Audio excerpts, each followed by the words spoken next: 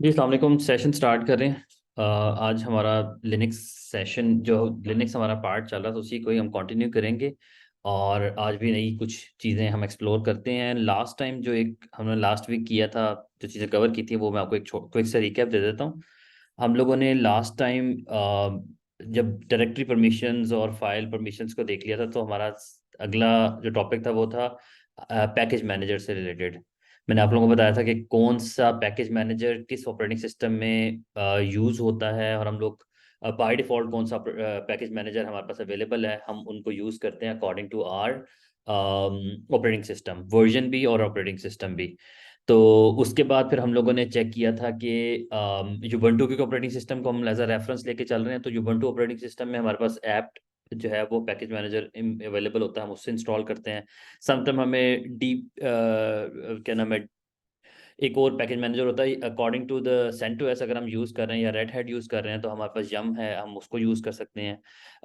Linux 2 AMI जो AWS का अपना लिनक्स है, उसके अंदर एक डिफरेंट पैकेज मैनेजर रिसेंटली उन्होंने इंट्रोड्यूस किया।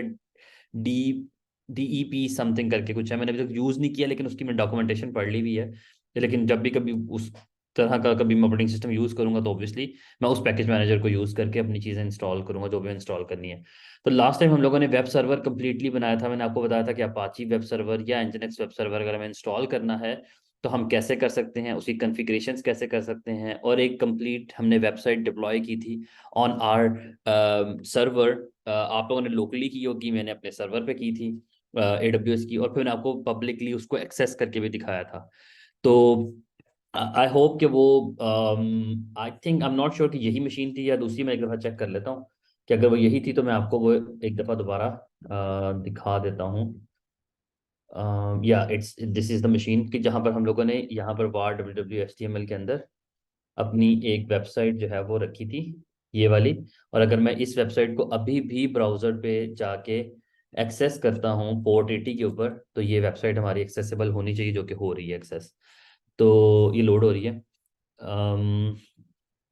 एक्चुअली बात ये कि मैंने आपको लास्ट टाइम एक चीज़ बात की थी कि अगर आप लोगों को different multiple websites on a single server भी होस्ट करनी है then you can do that.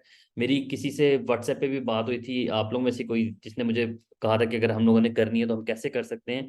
तो मैंने आप लोगों को बताया था कि एक्चुअली होता ये कि हमारे पास हमारी जो हमारा जो सर्वर है जो हम लोग इस टाइम यूज़ कर रहे हैं AWS के ऊपर Ubuntu मशीन, हम अपनी जो रिक्वेस्ट है वो इस सर्वर के पब्लिक आईपी एड्रेस के ऊपर हम लोग भेजते हैं। हम लोग सिर्फ अपनी इस जो है वो आईपी के ऊपर हिट करते हैं, एंड ये सर्वर हमारा according to our web server ये रिक्वेस्ट को डिफरेंट वेब पेजेस के ऊपर रीडायरेक्ट कर सकता है। अगर हमारी एक ए एप्लीकेशन चल रही है और एक बी एप्लीकेशन चल रही है तो हम ये सब कुछ जो है वो इजीली कर सकते हैं ऑन आवर मशीन।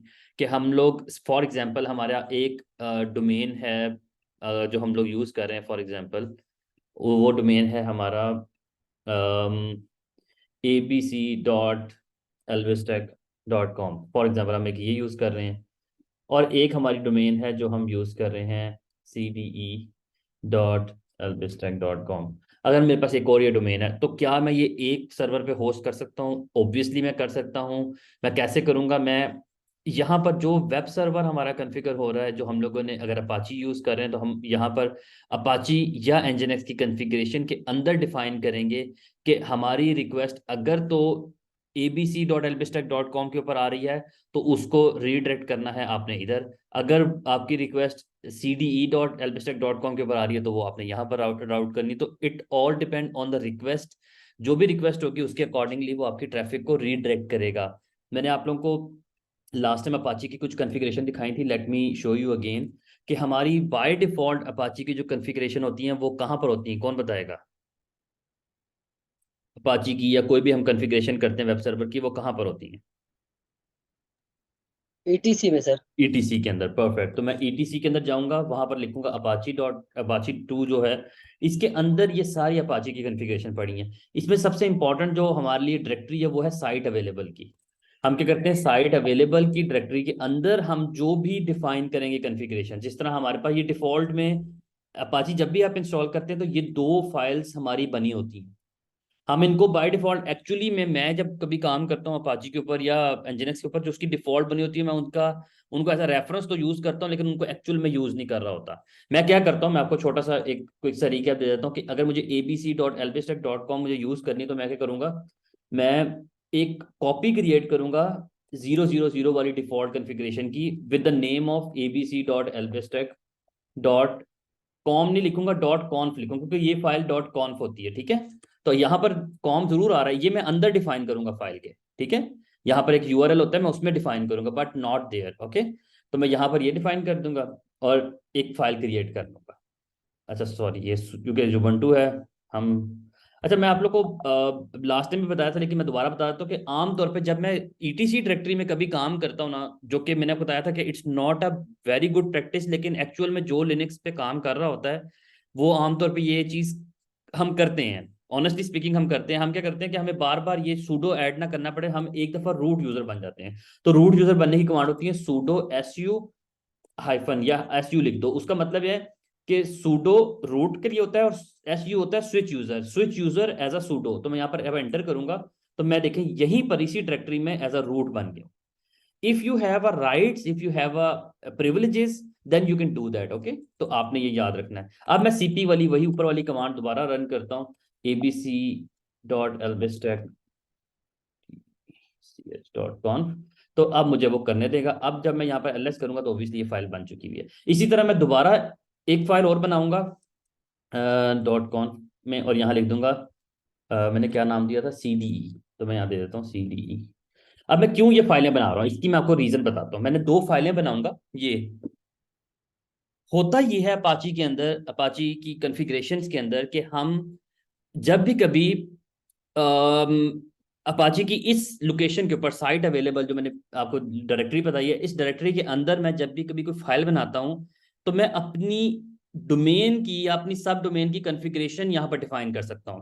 कि मैं ये कहूंगा, अच्छा ये नाम सेम होना कोई मैटर नहीं करता। एक बात याद रखना, अगर आप abc.lbstack.com के लिए कॉन्फ़िगरेशन कर रहे हैं, यहां पर नाम आप usman.conf भी लिख दें, सिस्टम ने इसको रिकॉग्नाइज नहीं करना, it's just a file. System ने या अपाची ने किसको रिकॉग्नाइज करना है, वो मैं आपको दिखाता हूँ। वो करना है इसके अंदर की कॉन्फ़िगरेशन को। इसके अंदर बहुत सारी चीजें हैं जो कमेंटेड आउट है। हम आमतौर पे क्या करते हैं, हम ये कमेंटेड आउट वाली सारी लाइनें ना डिलीट कर देते हैं।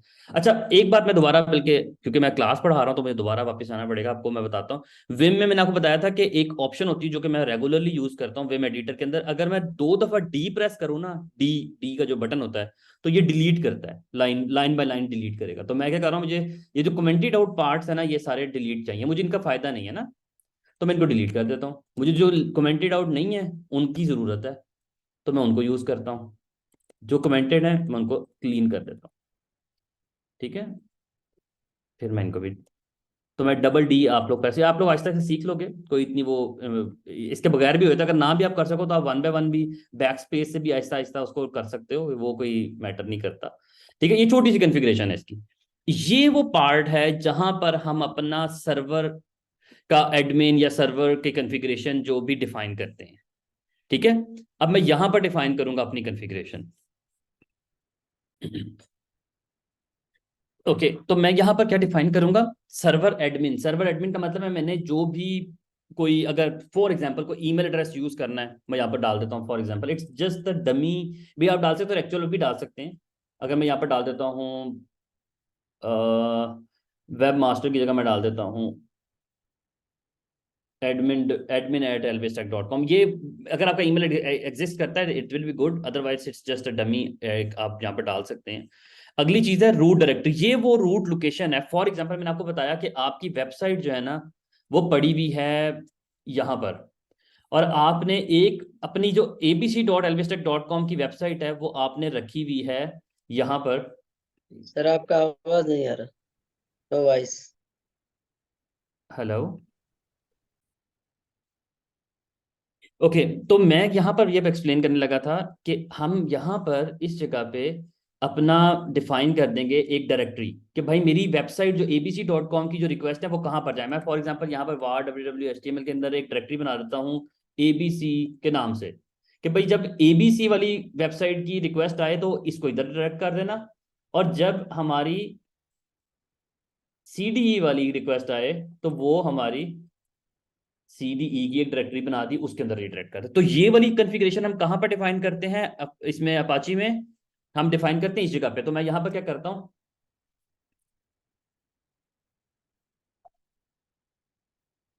मैं यहाँ पर डिफाइन कर दूंगा HTML और आगे लिख दूंगा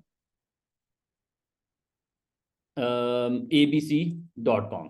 ABC डायरेक्टरी, अभी डायरेक्टरी बनी नहीं है एक्चुअल में, दिस इज एक्चुअली ये डायरेक्टरी अभी है नहीं, बट मैंने कहा कि मेरी जो वेबसाइट की रिक्वेस्ट आएगी वो मैं यहाँ पे भेजूंगा। लेकिन अब मैं वो जो सर्वर एलियस होता है वो कहाँ डिफाइन, तो यहाँ पर एक और रिक्वेस्ट लिखूंगा, सर्वर एलियस।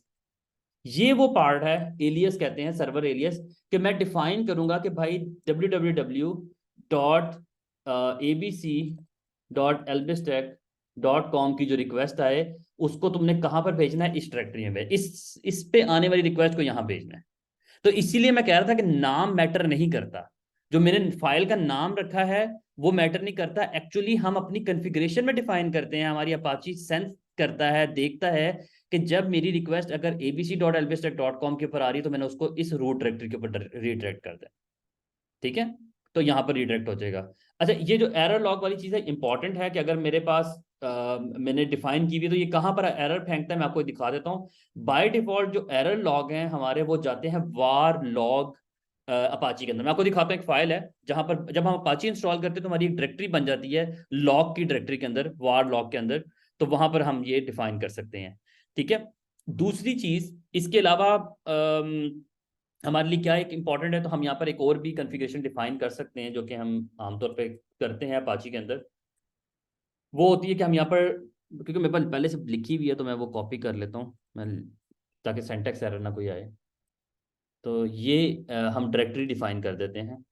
इसके सिंटैक्स का आपने ध्यान रखना है कि इसमें ना स्पेसिंग प्रॉपर हो, तो हम यहाँ पर डिफाइन कर देते हैं। और यहाँ मैं डिफाइन कर देता हूँ कि भाई अ, मेरी वेबसाइट कहाँ पर है, ABC की डायरेक्टरी के अंदर, यानी वार www.html के अंदर ABC की डायरेक्टरी है, उसके अंदर जाके आपने अलाउ ओवरराइड, ऐसा में ये समटाइम हम लोग जब HTTPS वाली रिक्वेस्ट करते हैं ना, क्या नाम है, रिक्वेस्ट आती हैं जब हम SSL भी कॉन्फ़िगर करते हैं, तो फिर तब हमें इनकी जरूरत पड़ती है। अभी इसकी इतनी ज्यादा जरूरत नहीं है, लेकिन हमें बस इतना छोटा सा कोड आपने लिखना है, ये मैं आपके साथ शेयर कर दूंगा, आप लोग इसको अपने पास में ट्राई कर सकते हो।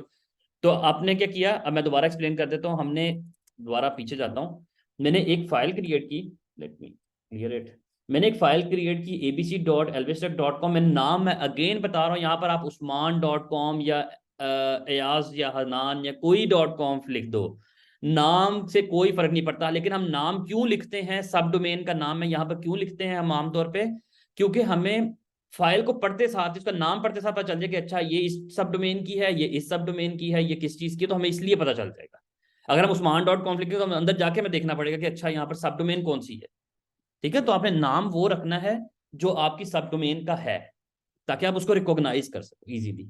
अब मैं दोबारा आपको जाके फाइल में दिखाता हूँ, मैंने क्या किया, abc.com के अंदर सर्वर एडमिन, ये एक सिंपल एक ईमेल आपने डाल दिया। डॉक्यूमेंट रूट, इट्स इंपॉर्टेंट कि जहां पर आपकी वेबसाइट पड़ी हुई है आप वहां पर डिफाइन कर सकते हैं।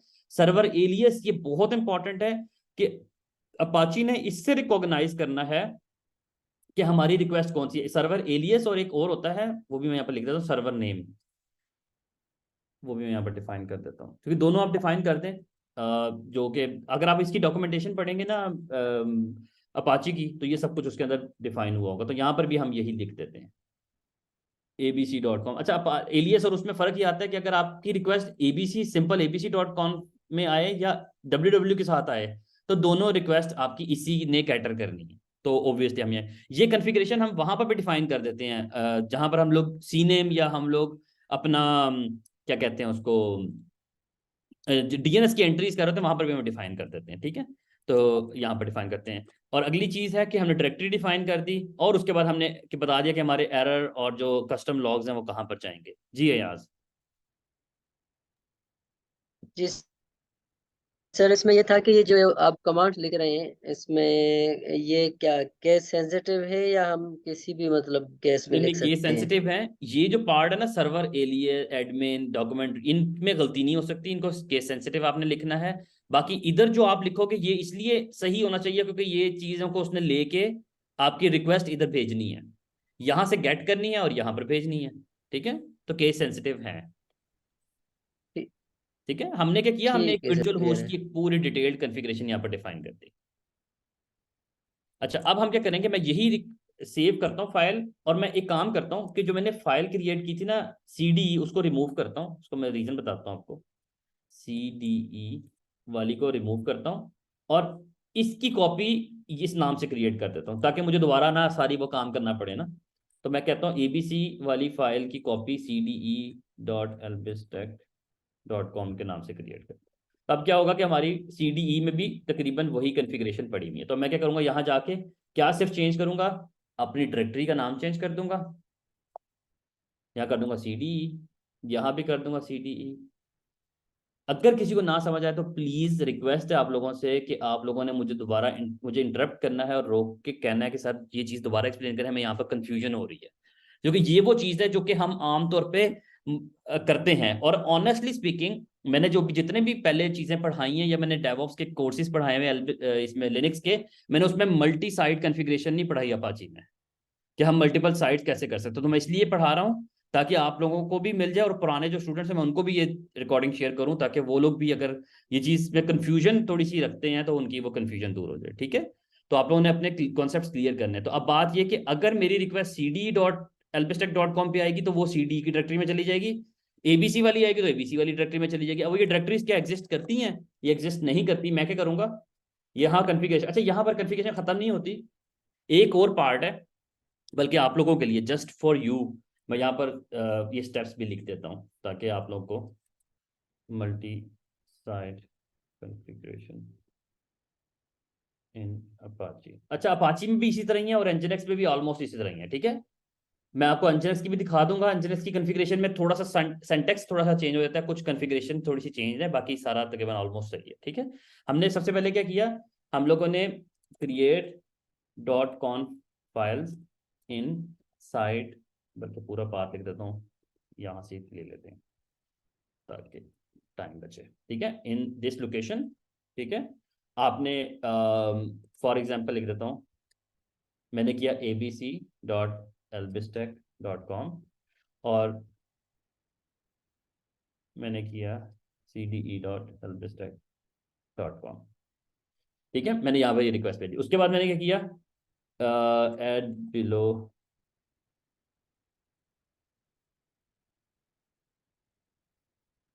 ठीक है, मैंने क्या कॉन्फ़िगरेशन ऐड करनी है वो मैं यहाँ पर आपको दिखा देता हूँ। मैं यहाँ पर लिख देता हूँ abc.com की ये कॉन्फ़िगरेशन। आप लोगों ने ये डाल देनी अच्छा, इतना सारा वो आ गया, सॉरी, एक मिनट जस्ट। हाँ, अब ठीक है।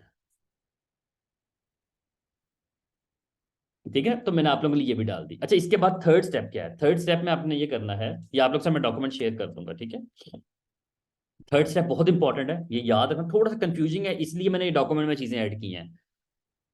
अच्छा, बाय डिफॉल्ट दो कमांड्स मैं आपको बताता हूँ। बाय डिफॉल्ट अपाची क्या करता है, अपाची एक सिमलिंक होता है। सिमलिंक कहते हैं कि हम इस फाइल या इस डायरेक्टरी जहां मैं बैठा हुआ ना, इस डायरेक्टरी की फाइल्स को मैंने लिंक करना है किसी और डायरेक्टरी के साथ। लिनक्स की एक कमांड होती है जिसमें सिमलिंक हम क्रिएट करते हैं। उसका मतलब होता है कि मैं इस डायरेक्टरी की कुछ की फाइल्स को लिंक करना चाह रहा हूं किसी और डायरेक्टरी के साथ, कि दूसरी डायरेक्टरी भी इस फाइल्स को रीड कर सके। वो कौन सी डायरेक्टरी है, वो एक स्टेप पीछे आके यहां पर एक डायरेक्टरी है जिसका नाम है साइट इनेबल। अगर मैं साइट इनेबल में जाऊं ना, यहाँ पर ls, अच्छा यहाँ पर देखें, जब मैंने साइट अवेलेबल के अंदर ls किया था तो मेरे पास ये 4 फाइल्स आ रही थी, .00 वाली भी, ABCCDED। लेकिन जब मैं साइट इनेबल में जाके ls करता हूं तो यहाँ पर सिर्फ 2 या 1 आ रही है। अभी दूसरी भी नहीं, क्यों नहीं आ रही वो भी मैं रीजन बता देता हूँ। ये आ रही है जो 00 वाली, ये वाली भी नहीं आ रही। इसकी रीजन ये होती है कि इसका एक सिम लिंक क्रिएट हुआ हुआ है। देखिए, उसने पूरा पाथ दिया हुआ है कि भाई मेरी साइट इनेबल के अंदर ये वाली फाइल लिंक हुई हुई है किसके साथ, इसके साथ। अब मतलब क्या होता है सिम लिंक का, कि अगर मैं साइट अवेलेबल के अंदर इस फाइल में कुछ भी चेंज करूंगा वो यहां पर भी चेंज होगा। यानी कि मैं यहां पर कैट करूं 000 वाली को, और इसी फाइल को कैट करूं साइट अवेलेबल में, ये क्योंकि फाइल सेम है, यानी कि दो डायरेक्टरीज एक ही फाइल को पॉइंट हुई हुई है। सिम लिंक का मतलब ये होता है। तो मैं मतलब ये है कि अगर मैं किसी एक जगह से कोई चेंज करूंगा तो वो दूसरी जगह पे भी रिफ्लेक्ट हो रहा होगा। ठीक है। अब मुझे क्या करना है, एक बात याद रखना कि अपाची में भी और एनजिनक्स में भी, एनजिनक्स में थोड़ा सा डिफरेंट होता है, हमें ये सिंपल लिंक क्रिएट करना होता है। जो फाइल हमारी साइट इनेबल के अंदर पड़ी होगी वो यानी कि रन कर सकती है, वो चलेगी, अदरवाइज नहीं वो चलेगी।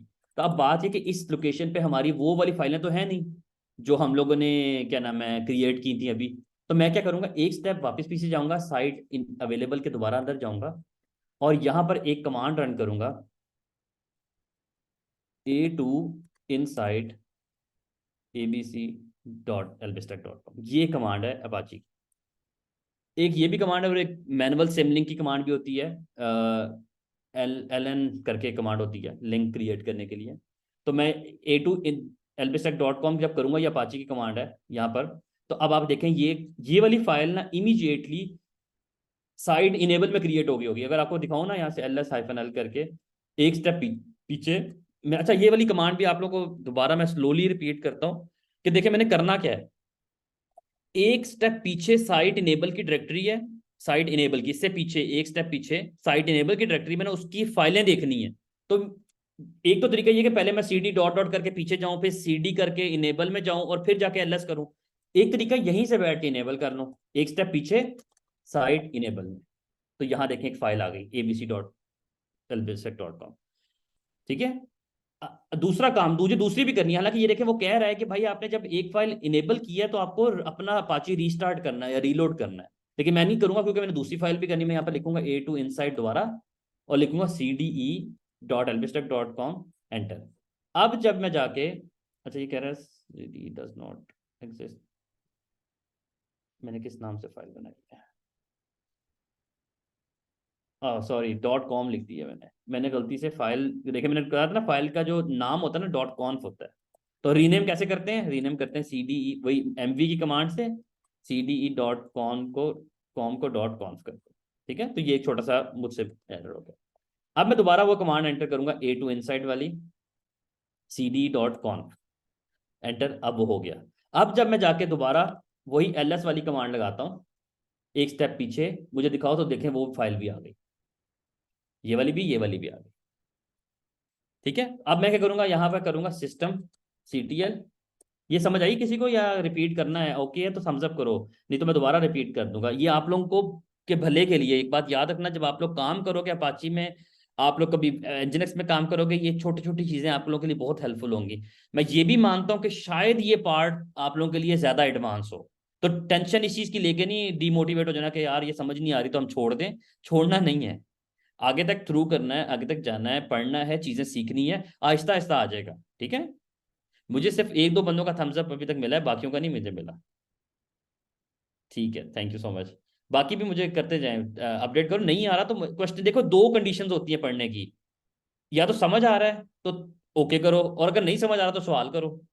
तो अगर आप लोग सवाल भी नहीं कर रहे और थम्स अप भी नहीं कर रहे या समझ नहीं आ रही, तो फिर तो कंफ्यूजन है ना कि आप किसी भी कैटेगरी में नहीं आते। थैंक यू, मुझे काफी सारे थम्स अप आ गए हैं। अच्छा अब मुझे क्या करना है, मुझे अपाची को रीस्टार्ट करना है। मैं क्या करूंगा, अपाची, अच्छा सॉरी, यहाँ लिखूंगा रीस्टार्ट अपाची। देखो देखो कमांड से लिखिए सिस्टम रियल रीस्टार्ट।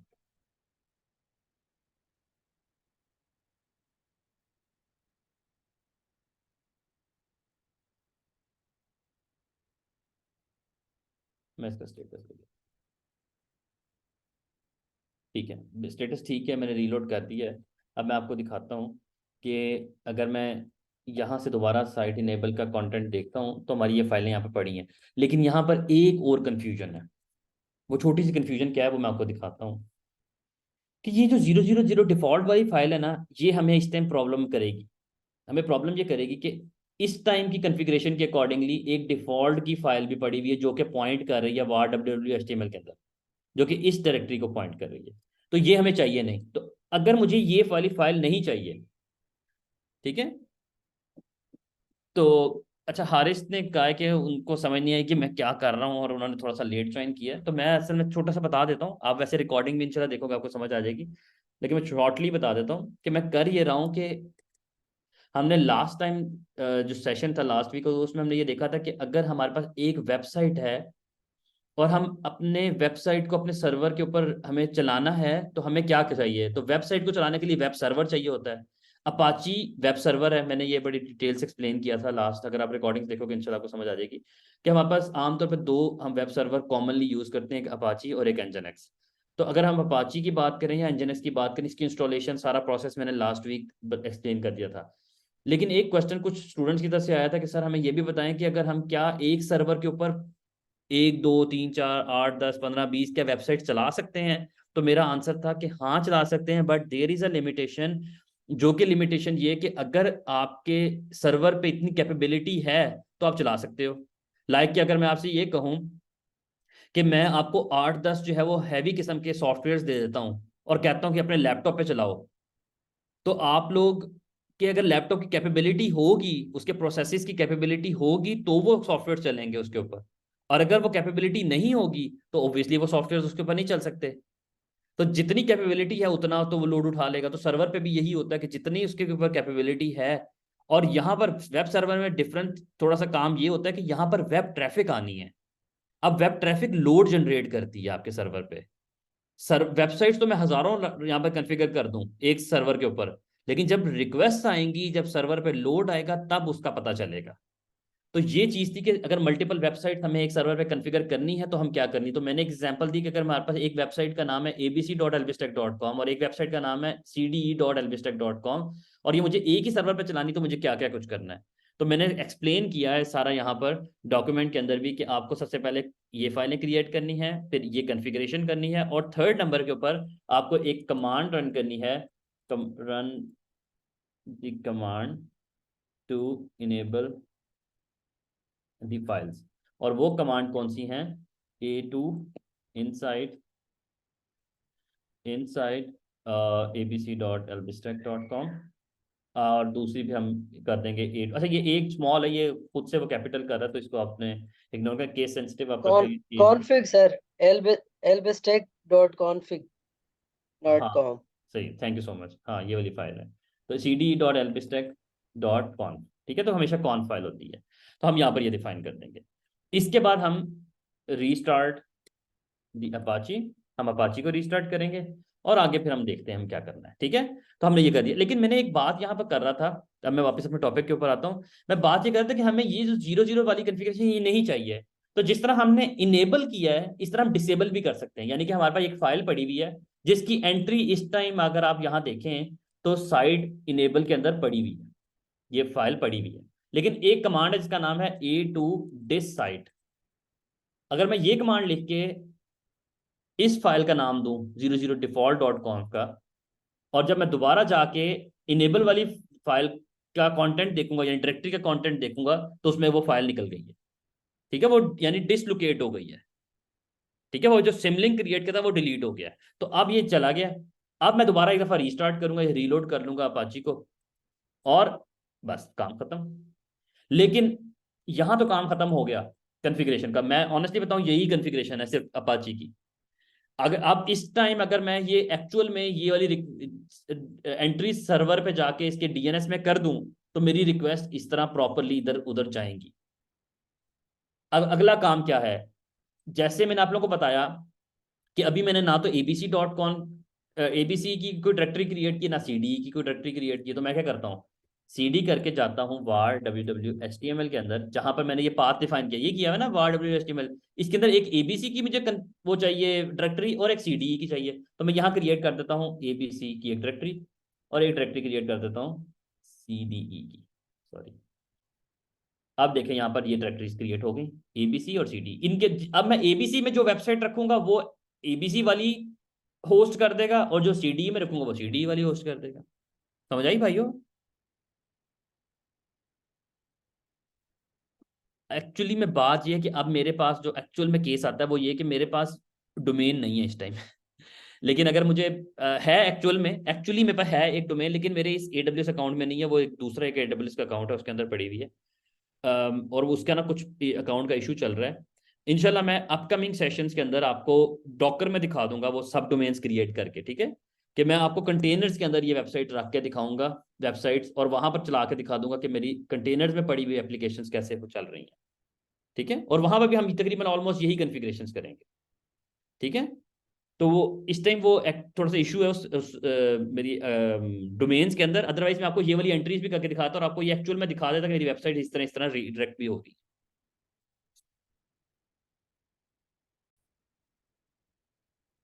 ओके, तो इंशाल्लाह नेक्स्ट सेशंस के अंदर मैं वो डोमेन अपना रिजॉल्व करके जो सब मेरी डोमेन है उसका इशू रिजॉल्व करके आप लोगों को इंशाल्लाह ये पूरा स्ट्रेटजी सारी जो है ना वो इनेबल, क्योंकि बड़ा काम नहीं रहेगा हमारा, समझ लें 95% काम हो गया है। जो मेजर कॉम्प्लेक्स काम था ना वो ये था, ये तो सिर्फ एक डीएनएस की एंट्री है और उसको बताना है दोनों को इस सेम आईपी पे मैं पॉइंट करूंगा। मैं यहाँ पर एक सेम आईपी की एंट्री करूंगा जो मेरे सर्वर की आईपी है, तो मैं वहां पर पॉइंट कर दूंगा और उसके बाद मेरा काम हो जाए। ठीक है, तो ये काम हम लोगों ने कर लिया। अब हम नेक्स्ट टॉपिक स्टार्ट करते हैं और ये भी बड़ा इंपॉर्टेंट टॉपिक है। अच्छा, एनजीएनएक्स की कॉन्फ़िगरेशन अगर आप लोग देखना चाह रहे हो सेम एज इट इज, तो मैं शॉर्टली क्विकली आप लोग को एनजीएनएक्स की भी यही कॉन्फ़िगरेशन दिखा देता हूँ। आई थिंक मैंने एनजीएनएक्स इंस्टॉल किया था, इस पर नहीं किया था। चलिए मैं एनजीएनएक्स भी इंस्टॉल कर देता हूँ जस्ट फॉर यू, कि मैंने आप लोगों को ये चीज़ इनिशिएट की है कि मैं पढ़ा यानी कि मल्टी साइट कॉन्फ़िगरेशन पढ़ा रहा हूँ, तो ऑब्वियसली मैं आप लोगों को एनजीएनएक्स की कॉन्फ़िगरेशन भी दिखा देता हूँ। ओके, तो सबसे पहले अब हमें जो ना ऑब्वियसली एनजीएनएक्स की कॉन्फ़िगरेशन करी, तो एनजीएनएक्स के लिए मैं सबसे पहले एनजीएनएक्स का होना ज़रूरी है, जो कि इंस्टॉल नहीं है। तो मैं इंस्टॉल कैसे करूँगा, सिंपली एनजीएनएक्स लिखूंगा apt इंस्टॉल एनजीएनएक्स, तो मेरा पैकेज मैनेजर एनजीएनएक्स को मेरे इसी पे कॉन्फ़िगर कर देगा। लेकिन एक छोटा सा प्रॉब्लम ये है कि दो दो web server at a time नहीं चल सकते एक ही सर्वर के ऊपर, क्योंकि अपाची चल रहा है और एनजीएनएक्स इंस्टॉल करूँगा तो ये प्रॉब्लम करेगा। तो उसका एक तरीका है, मैं आपको बताता हूँ। मैं इंस्टॉल कर रहा हूँ, ये स्टार्ट नहीं होगा क्योंकि इसकी दोनों पोर्ट 80 बाय डिफॉल्ट ना समझ डिमांड कर रहे होते हैं कि दोनों को पोर्ट 80 चाहिए। तो लेकिन दो सेम पोर्ट दोनों को नहीं मिल सकती। तो उसका हम तरीका ये करते हैं कि अगर आपको सिस्टम CTL की कमांड से दिखाऊं, system CTL status Apache Apache 2 dot service, पता नहीं ऑटो कंप्लीट क्यों नहीं कर रहा, लेकिन चलें ये अपाची की दिखा दी। और अगर मैं एनजीएनएक्स की आपको दिखाऊं तो एनजीएनएक्स देखें आपको एरर दे रहा है। और अगर मैं इसका एरर आपको दिखाऊं तो ये देखें, ये यहाँ पर ये एरर दे रहा होगा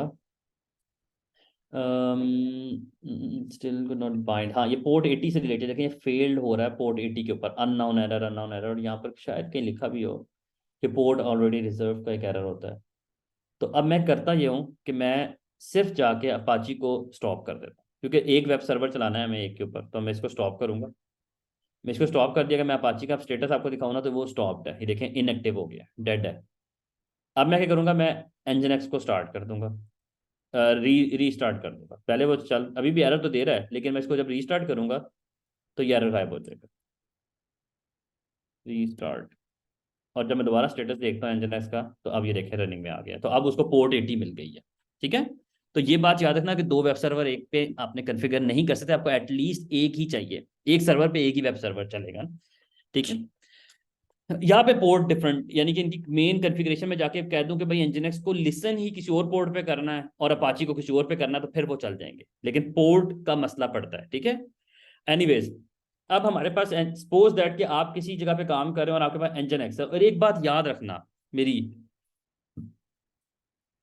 अगर आप मुझसे पूछो कि कहाँ पर हमें अपाची यूज करना चाहिए और कहाँ पर एनजीएनएक्स, ये क्वेश्चन आना चाहिए था कि नहीं आप लोग की साइड से, ये क्या डिफरेंस क्या है, हमें कहाँ यूज करना चाहिए अपाची और कहाँ पर एनजीएनएक्स यूज करना चाहिए।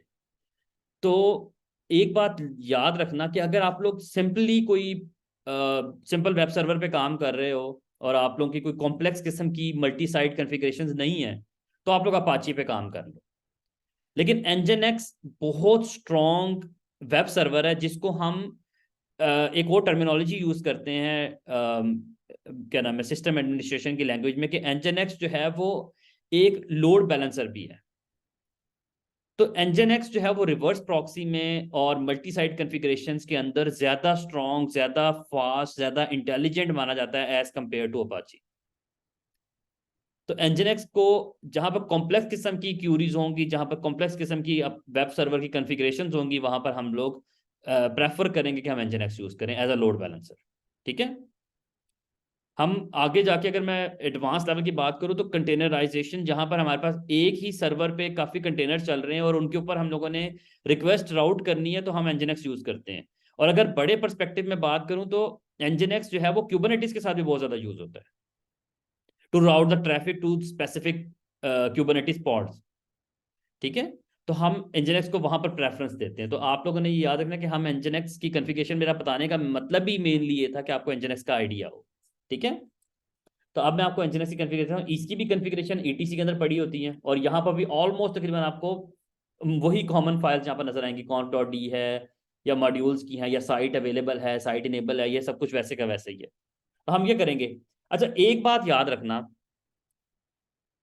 एनजीएनएक्स में और अपाची में एक डिफरेंस ये आता है कि अगर आप साइट अवेलेबल के अंदर जाके वही डॉट कॉन्फ वाली फाइलें क्रिएट कर रहे हो, तो आपको यहां पर सिमलिंक क्रिएट करना पड़ता है, लेकिन यहां पर वो A2 वाली कमांड नहीं चलती। यहां पर क्या कैसे क्रिएट है वो मैं आपको बता देता हूं। दूसरी चीज, यहां पर एक सबसे इंपॉर्टेंट डायरेक्टरी, इसका नाम है conf.d। अगर आप conf.d के अंदर जाके डॉट कॉन्फ वाली फाइलें बनाते हो तो आपको वो सिमलिंक क्रिएट नहीं करना पड़ता। अब आपकी मर्जी है कि आप इस डायरेक्टरी को यूज कर लो या आप इस सिंपल डायरेक्टरी को यूज कर। दोबारा मैं बोलने लगा हूं, आपको याद होगा मैंने डॉट कॉन्फ वाली कॉन्फ़िगरेशन की थी अभी अपाची के लिए। कहाँ की थी? साइट अवेलेबल में, और उसका सिमलिंक क्रिएट किया था साइट इनेबल के साथ। एनजीएनएक्स में ये होता है कि सेम एज इट इज, अगर आप साइट अवेलेबल को के अंदर अपनी डॉट कॉन्फ की फाइलें क्रिएट करोगे तो आपको सिमलिंक क्रिएट करना पड़ेगा साइट इनेबल के साथ। लेकिन यहां पर एक अच्छी चीज ये कि अगर आप ये नहीं डायरेक्टरीज यूज कर रहे तो ना करो, आप सिंपल इस डायरेक्टरी में जाके डॉट कॉन्फ की फाइल क्रिएट करो और अपना एनजीएनएक्स रीस्टार्ट करो, आपका काम हो जाएगा विदाउट क्रिएटिंग एनी सिमलिंक। ठीक है, तो इट्स अप टू यू। अब मैं यहां पर क्या करता हूं, मैं पहले चलो साइट इनेबल में क्रिएट कर देता हूं। साइट अवेलेबल में जाऊंगा, यहाँ पर एक डिफॉल्ट फाइल पड़ी हुई, आपको वो दिखा देता हूँ कैट करके।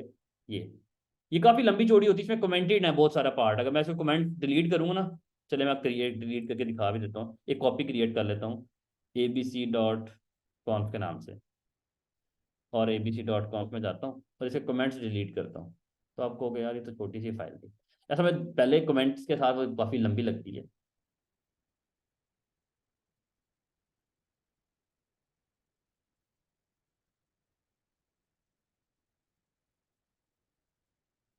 अच्छा, मैं यहाँ पर आके, सॉरी, ये बड़ा मसला होता है डबल डी प्रेस करने में। अगर आप डबल डी ज़्यादा दफा प्रेस करते हो तो आपकी वो लाइन गायब हो जाती है।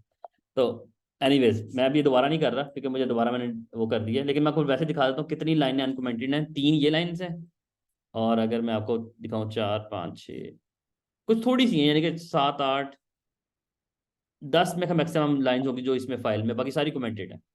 लेकिन उन्होंने ऑप्शंस दी हुई है कि अगर आपको इसकी सर्वर की कॉन्फ़िगरेशन करनी है आप ये ऐड कर दो, अगर आपको HTTPS की यानी कि क्या नाम है SSL की कॉन्फ़िगरेशन करनी है आपने कैसे करनी है, आपको और डिफरेंट डिफाइन करने। तो मैं लेकिन अपनी एक फाइल क्रिएट कर रहा हूँ जिसमें मैंने अपना एक कुछ कंटेंट लिख कर रखा है, मैं आपको वही एक्सप्लेन कर देता हूँ। मेरे पास एक रेफरेंस फाइल पड़ी हुई है जो मैं आपको एक्सप्लेन कर देता हूँ।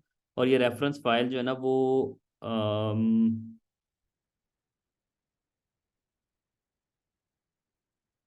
मेरे पास वैसे डमी एक कंटेंट पड़ा हुआ है, मैं आपको वो एक्सप्लेन कर देता हूँ। dummy.com, ये मैं यूज़ करता हूँ आमतौर पे। ये इतनी सी कन्फिगरेशन, लेकिन इसमें SSL की भी कन्फिगरेशन हुई हुई है, इसमें सर्ट बोर्ड की कन्फिगरेशन और SSL की भी हुई है। अगर आप इसको अभी इनिशियली इग्नोर भी कर दो ना तो कोई मसला नहीं है, मैं इनको उड़ा देता हूँ, क्योंकि SSL वाली थोड़ी सी कॉम्प्लेक्स वो है, क्या नाम है उसकी कन्फिगरेशन, तो it's not a big thing. ठीक है, अच्छा है क्या इसमें इंपॉर्टेंट क्या है? Root directory. रूट डायरेक्टरी की आपका वो कोड कहाँ पर पड़ा हुआ है, आपकी एप्लीकेशन का कोड कहाँ पर पड़ा, वही जिस तरह मैंने वहां पर डिफाइन किया था वो आप डिफाइन कर दोगे। अगर आपकी कोई वेबसाइट है आप वो यहाँ पर डिफाइन कर दोगे। अगर आपकी जो फाइलें हैं, आप जो आपकी यानी कि इस डायरेक्टरी में पड़ी हुई कौन कौन सी फाइलों पे आने वाली रिक्वेस्ट को आप इन करना चाह रहे हो, index.php की या index.html की या HTML के नाम से भी, तो वो उसको अलाउ कर देगा। लोकेशन डिफाइन कर सकता है। इसमें ये फास्ट CGI कॉन्फ़िगरेशंस होती हैं, it's little bit configuration complex, लेकिन यहाँ पर होता ये कि PHP की अगर आप कोई एप्लीकेशन की वेब को क्या नाम है होस्ट करना चाह रहे हो, तो उसमें हमें PHP FPM की भी कुछ कॉन्फ़िगरेशंस करनी पड़ती हैं। तो ये चीज़ें मैं इसलिए भी एक्सप्लेन नहीं कर रहा ऑनेस्टली कि आप लोग बहुत ज़्यादा कंफ्यूज हो और आप लोग लिटरली कहोगे कि यार ये तो बहुत कॉम्प्लेक्सिटी है, लेकिन ये वो चीज़ें जो कि आपको इंटरनेट से बाय डिफॉल्ट भी बनी बनाई भी मिल जाएंगी। पहले एक कॉन्सेप्ट समझना है कि हमें अपाची या वेब सर्वर या nginx वेब सर्वर को कैसे कॉन्फ़िगर करना है। उसके बाद जब आपको कभी कोई PHP की एप्लीकेशन मिलेगी तो आप गूगल पे जाकर लिखोगे भाई PHP कॉन्फ़िगरेशन ऑफ nginx, तो आपको पूरी की पूरी इस तरह की फाइल मिल जाएगी। आपको अपनी वेबसाइट का नाम डालना है, आपको अपनी वेबसाइट का जो भी लोकेशन है वो डालनी है, बाकी ऑलमोस्ट सारा कुछ सेम रहेगा। ठीक है, तो इसलिए मैं इनके ऊपर बहुत ज्यादा वो नहीं कर रहा। ठीक है, एनीवेज, तो ये कॉन्फ़िगरेशन है, मैं आपके साथ ये भी शेयर कर देता हूँ, आप लोग इसको भी अगर कॉन्फ़िगर करना चाहो। और अदरवाइज अगर आपको नेट पे भी जाओ तो चले मैं आपको गूगल पे भी दिखा देता हूँ कि मेरे पास क्या क्या ऑप्शंस अवेलेबल हैं, आप वहाँ से भी इनको यूज़ कर सकते हो। Just give me 1 minute. चलिए मैं आपको ना यहाँ से मैंने एक वेबसाइट ओपन की है, मैं आपको दिखा देता हूँ। ये मैंने एक वैसे ही ना गूगल किया कि setup multi site websites on multiple websites on nginx, तो वो कैसे हो सकती है। तो इसमें आप ये देखें कि उसने बताया कि आपने nginx का वर्चुअल होस्ट क्रिएट करना है। ये वर्चुअल होस्ट की सिंपल सी कॉन्फ़िगरेशन उसने बताई, बहुत सिंपल सी कॉन्फ़िगरेशन उसने बताई हुई है। उसके बाद उसने कहा है ये एक कमांड होती है nginx-t की कमांड, ये बताता है कि आपका स्टेटस क्या है, आपका nginx की हेल्थ कैसी है, कि उसका स्टेटस सक्सेसफुल है या नहीं, तो ये आपको ये कमांड बता देती है। उसके बाद उसने बताया हुआ है कि ये वो देखिए कमांड है ln करके कमांड है जो सिमलिंक क्रिएट कर रही है। यहाँ पर देखें उसने लिखा होगा कि create a symlink in the EDC enable directory. वहां पर A2 साइट वाली लाइन थी ना कॉन्फ़िगरेशंस की, यानी कि आपने वो कमांड थी, यहाँ पर आपको मैनुअली सिम लिंक क्रिएट करना है, और ये लिनक्स की कमांड है, it's not a nginx command. तो आपने ln-s करके आप जो भी फाइल दोगे, तो मैंने क्या इसमें उसने क्या कहा, उसने कहा कि ये एक मजेंटो करके है फाइल जो कि साइट अवेलेबल में पड़ी हुई है, उसका सिम लिंक क्रिएट कर दो यहाँ पर जहां पर मैं बैठा हूँ। कहाँ पे बैठा हुआ है वो, साइट इनेबल में बैठा हुआ है, तो वहां पर साइट इनेबल में क्रिएट कर देगा वो। तो ये सिंपल सी कन्फिगर। उसके बाद उसने कहा हेल्थ चेक कर लो, और उसके बाद उसने और भी मजीद कन्फिग्रेशन की हुई है डिफरेंट और वेबसाइट्स की भी। तो बात बताने का पर्पस ये है कि कन्फिग्रेशन ऑलमोस्ट nginx और अपाची की सेम है, लेकिन nginx क्योंकि कॉम्प्लेक्स है थोड़ा सा ज़्यादा, इसमें ऑप्शंस अवेलेबल हैं, तो हम यहाँ पर कन्फिग्रेशन लिटिल बिट कॉम्प्लेक्स हो जाती हैं। ठीक है, तो इससे कंफ्यूज नहीं होना। अगर आप लोग nginx, मैंने ऑनेस्टली स्पीकिंग मेरे पास एक क्लाइंट था जिसकी मैंने 50+ वेबसाइट्स एक सर्वर पे नहीं की ऑनेस्टली, लेकिन 5-7 सर्वर्स पे की थी, और वो सारा कुछ मैंने अपाची से किया हुआ है, मैंने nginx यूज ही नहीं किया। तो आप अगर क्या नाम है nginx से भी काम करना चाहो तो ऑब्वियसली आप कर सॉरी अपाची से करना चाहो अपाची से कर सकते हो। सही है भाइयों।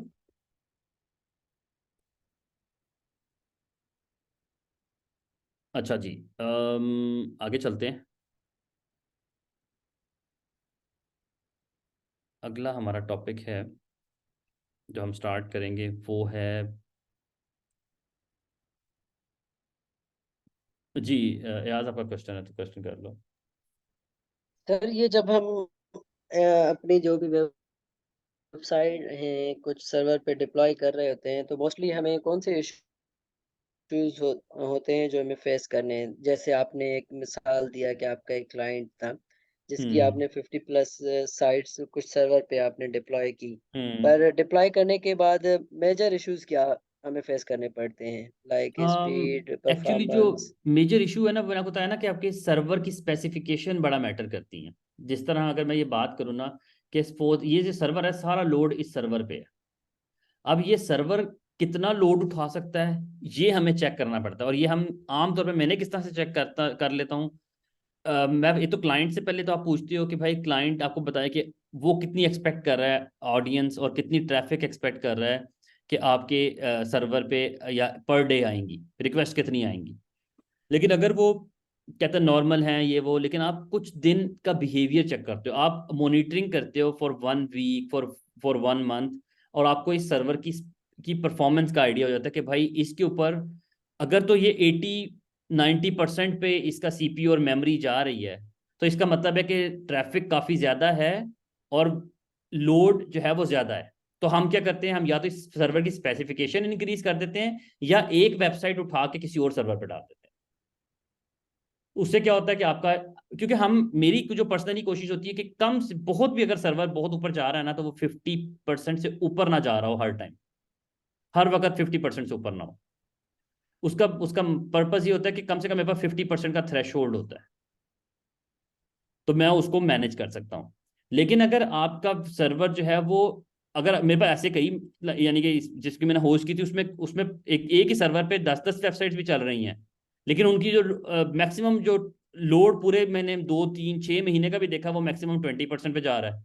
तो इसका मतलब है कि मैंने सर्वर बड़ा लगाया हुआ है और लोड को ज्यादा नहीं है, तो मैं छोटा सर्वर कर दूंगा या मजीद वेबसाइट उसमें होस्ट कर सकता हूँ। तो it's all depend on the behaviour of the server कि आप कितना डाल सकते हो।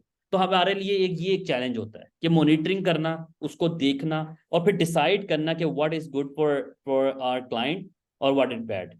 तो हम उसके अकॉर्डिंगली डिसाइड करते हैं। और जो दूसरी चीज है कॉन्फ़िगरेशन वाली, तो it's not a big thing. मैंने ऑनेस्टली स्पीकिंग, जब मेरे पास ये 50 वेबसाइट्स आना शुरू हुई थी ना, तो मैंने तकरीबन 30 वेबसाइट्स के बाद ये सोचा कि यार ये सारा प्रोसेस जो मैं करता हूँ, जिसमें मुझे मेरे ख्याल से ना ऑलमोस्ट एक दिन लग जाता था 2-3 वेबसाइट्स कॉन्फ़िगर करने में, मैंने एक दिन बैठ के कुछ 100-150 लाइनों का बैश स्क्रिप्ट लिख लिया था। अब वो मुझे याद नहीं किधर है, मैं होता आपको दिखा भी देता। वो मैंने लिखा, जो कि क्या करता है, मैं उसको सिर्फ आता था, बैश स्क्रिप्ट को बताता था कि भाई ये नई वेबसाइट आई है, उसका नाम ये है, उसका यूजर ये क्रिएट कर दो, उसका डेटाबेस के अंदर ये टेबल क्रिएट कर दो। मैं उस स्क्रिप्ट को ही सारी 5-7 एंट्रीज देता था, और script with in a 5 minutes या 2 मिनट्स मेरा सारा काम हो चुका है, वेबसाइट रेडी होती थी उस सर्वर पे। तो मेरा एक वो स्क्रिप्ट मैंने बना लिया था। तो this is called the automation. This is the main purpose of our job, कि हमें अपने काम को और अपनी कंपनी के काम को और अपनी सॉफ्टवेयर लेवल के जो काम है उनको ऑटोमेट करना है। ठीक है। सर सर, और इसमें एक दफा अगर कॉन्फ़िगरेशन हमारी बैठ जाती है, उसके बाद और चेंजिंग नहीं आती कॉन्फ़िगरेशन में। हाँ नहीं आती। मेरा नहीं, कॉन्फ़िगरेशन लेवल पे कोई चेंज आता है, कोड लेवल पे चेंज आता है। यानी कोड लेवल पे क्या चेंज आएगा, अगर आपका कोड, हम इंशाल्लाह आगे जाके पढ़ेंगे कि फॉर एग्जांपल आपके पास ये abc.com की वेबसाइट चल रही है और यहाँ पर आपका इस लोकेशन पे कोड पड़ा हुआ है, और आपका ये कोड पड़ा हुआ है गिटहब के ऊपर, तो आपके कोड लेवल की चेंजेस तो आती रहनी है। तो कोड लेवल की जो चेंजेस आनी है वो आपने गिट से पुल करनी है, लेटेस्ट गिट से पुल भी करनी है, और आपको वो कॉन्फ़िगरेशन क्या नाम है सम टाइम पुश भी करनी पड़ सकती है। पुश वैसे हम यहाँ से नहीं करते, सर्वर से हम कभी भी पुश नहीं करते चेंजेस, लेकिन पुल हम करते हैं।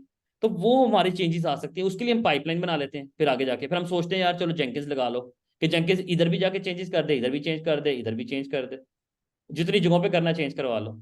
तो वहां से हम बैठ के कर लेते हैं। तो हम इंशाल्लाह वो भी पढ़ेंगे आगे जाके। ठीक है। सेट है sir. Thank you. Thank you. अच्छा, आगे चलते हैं यार, अगला टॉपिक स्टार्ट करना है, जो कि मैं एक्सपेक्ट कर रहा था हमारा लास्ट वीक होना था, लेकिन ऑब्वियसली सेशन नहीं हो सका। आज हम लोग अब जो स्टार्ट करेंगे वो मैं आप लोगों को थोड़ा सा वापस बिल्कुल बेसिक्स पे लेके जाऊंगा।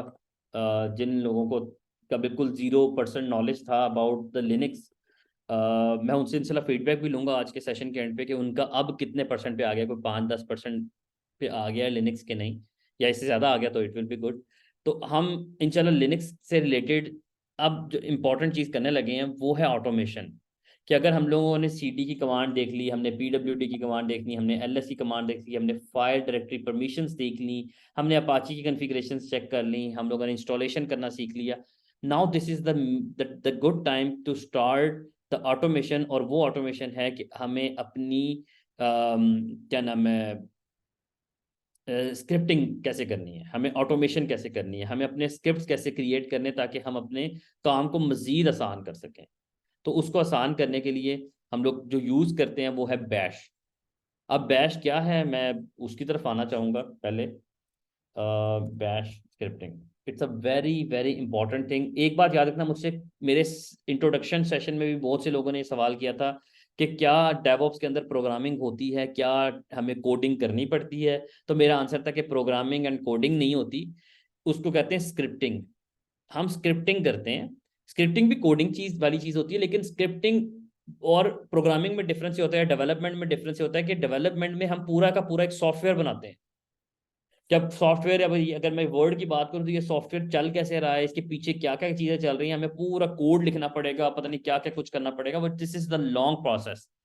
स्क्रिप्टिंग वो काम होता है जो हम अपने काम को आसान करने के लिए एक स्मॉल साइज का स्क्रिप्ट लिखते हैं और उसको कस्टमाइज करके स्पेसिफिक टाइम फ्रेम के ऊपर उसको एग्जीक्यूट करते हैं, और वो स्पेसिफिक एक्शन परफॉर्म करता है और स्पेसिफिक रिजल्ट्स लेके आता है।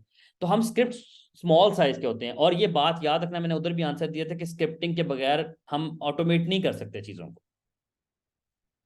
तो ऑटोमेट करने के लिए हमें स्क्रिप्ट की बहुत ज़रूरत है, और मैंने स्क्रिप्टिंग के लिए दो स्क्रिप्टिंग लैंग्वेजेस की बात की थी। एक मैंने आपसे कहा था कि हम बैश स्क्रिप्टिंग लैंग्वेजेस जो हम प्रेफर करते हैं, और दूसरी जो स्क्रिप्टिंग लैंग्वेज में एक अच्छी डेवॉप्स के अंदर मानी जाती है वो है पाइथन। अब पाइथन प्रोग्रामिंग के लिए भी यूज होती है, पाइथन स्क्रिप्टिंग के लिए भी, यानी कि कोडिंग और डेवलपमेंट के लिए भी यूज होती है, और स्क्रिप्टिंग के लिए भी यूज होती है। तो हम जो अपने इस डेवऑप्स कोर्स के अंदर वो बैश पढ़ेंगे। Python is a different domain and different topic, जो कि मैं इसमें नहीं कवर करवा सकता, जो कि मुझे भी बहुत ज़्यादा अच्छा नहीं आता, बस काम चला लेते हैं हम लोग भी, और आप लोग भी इंशाल्लाह उसके ऊपर कुछ अगर काम राइट। करोगे तो आप लोग इंशाल्लाह सीख लोगे चीज़ें।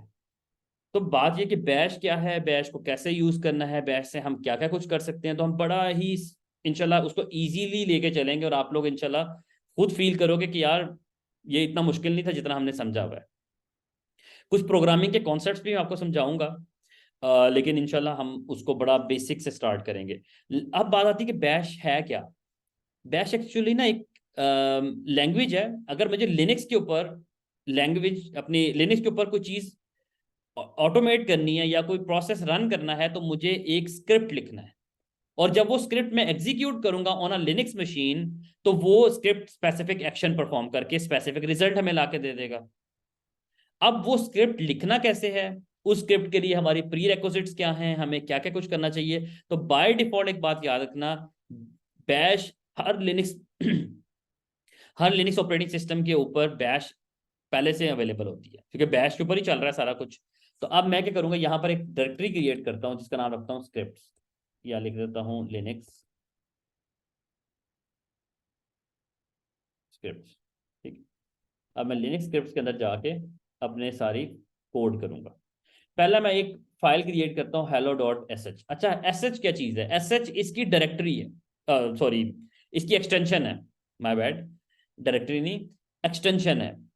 हर चीज की एक्सटेंशन होती है। आप लोग अगर नोट करो, ये जो मैं डॉक्यूमेंट क्रिएट कर रहा हूं, मुझे बताएगा इस डॉक्यूमेंट की क्या एक्सटेंशन है? ये जो वर्ड का डॉक्यूमेंट है, इसकी एक्सटेंशन क्या होती है? डॉक। डॉक होती है। अब मैं आपको यहां से भी बल्कि दिखा देता हूं, कि अगर मैं आपको यहां से दिखाऊं, तो मेरे पास ये देखो काफी सारी फाइलें पड़ी हुई लैपटॉप में।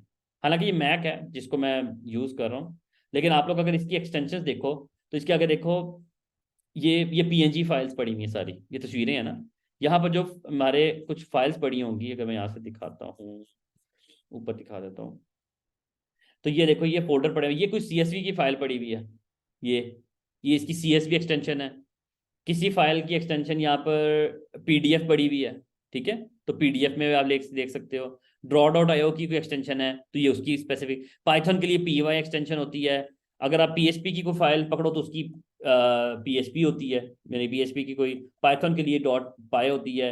इसी तरह अगर आप बैश की करो तो उसकी आप एस एच लिख सकते हो। ठीक है, और अगर एच टी एम एल पे काम करो तो उसकी एच टी एम एल होती है। इसी तरह बेपना एक्सटेंशन है जिससे हम उसको रिकॉग्नाइज करते हैं, जिस तरह पीएनजी है, डॉट जेपेग है, गिफ है, ये सारी एक्सटेंशन है। ठीक है, हमारे पास एक्सटेंशन, उनसे उनकी फाइल की टाइप रिकॉग्नाइज होती है कि भाई ये किस टाइप की फाइल है, या किस टाइप का ये कंटेंट है, तो हमें वहां से पता चल जाता है। तो हम बैश स्क्रिप्ट जब भी लिखते हैं तो उसके लिए हम लोग हमेशा डॉट एस एच यूज करते हैं फॉर द एक्सटेंशन।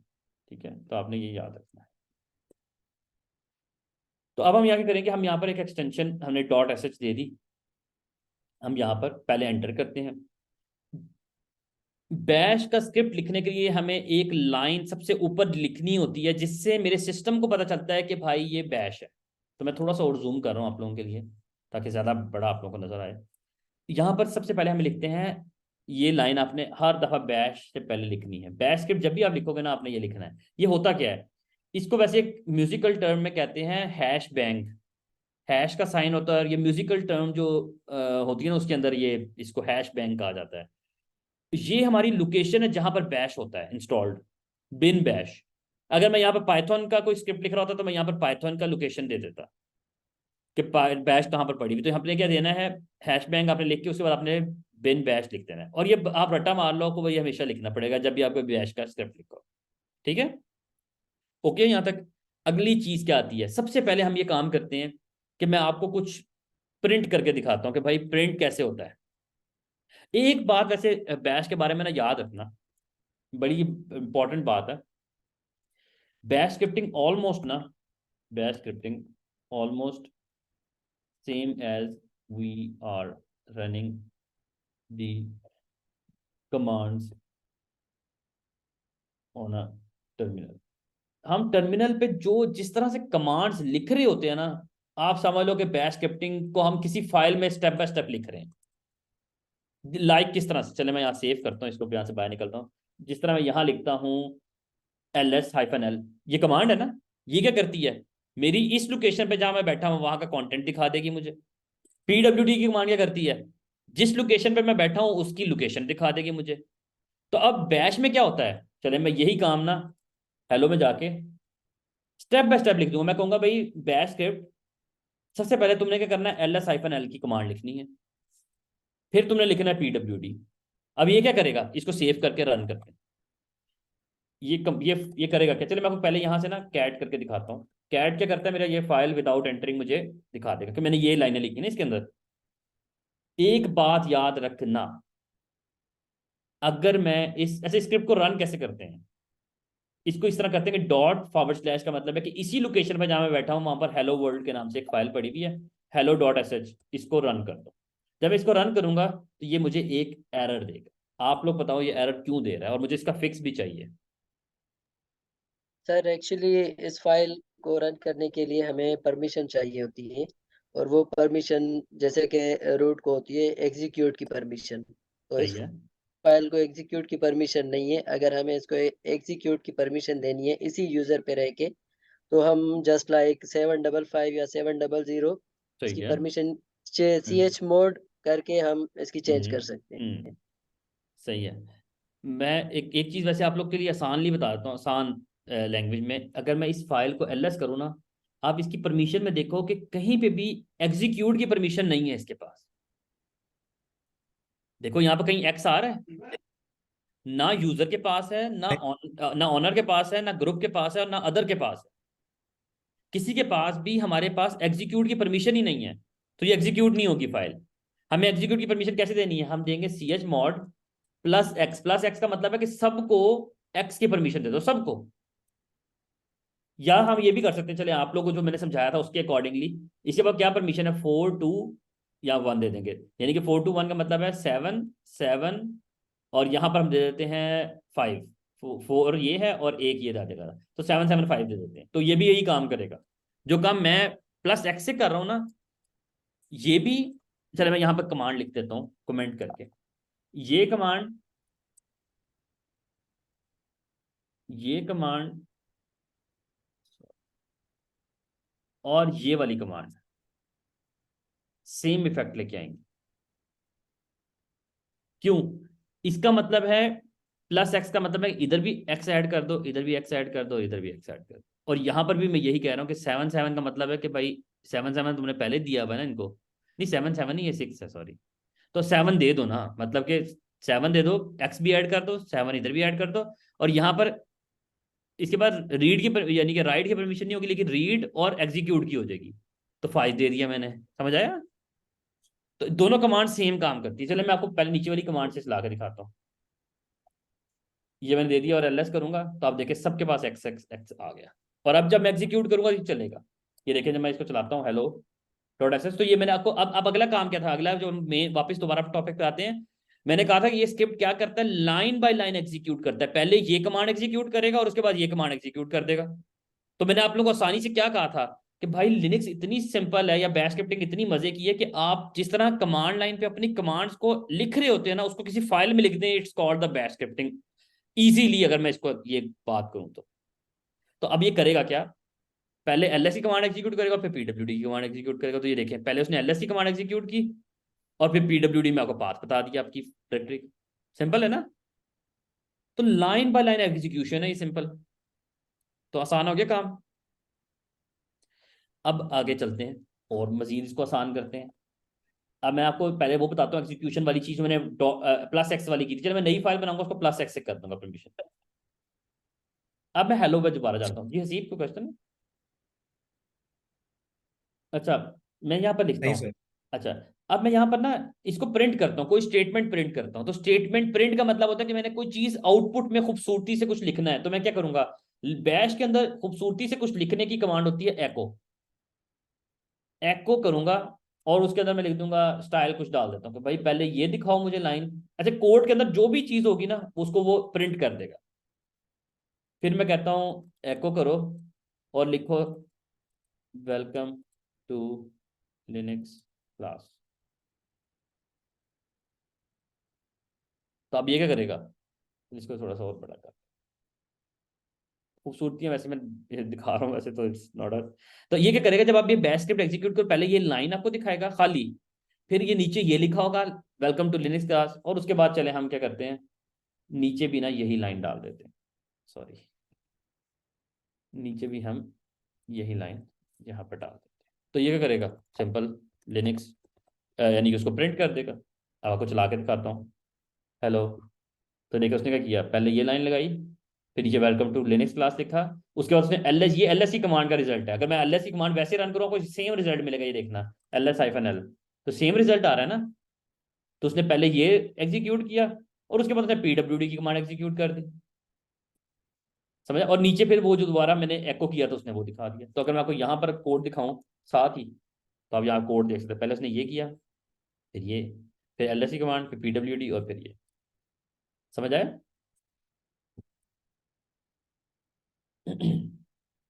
अब मैं, चलें कुछ और फाइलें भी क्रिएट करते हैं, hello world dot S H का भी करते हैं, डॉट एस एच, ठीक है। फिर हम लिखेंगे वही बिन बैश, फिर हम कुछ स्टाइल बना लेते हैं यहाँ पर वैसे ही। चलें हम थोड़ा सा डिफरेंट करते हैं, यहाँ लिख देते हैं हेलो एवरीवन, हेलो, या हेलो वर्ल्ड लिख देते हैं, hello world.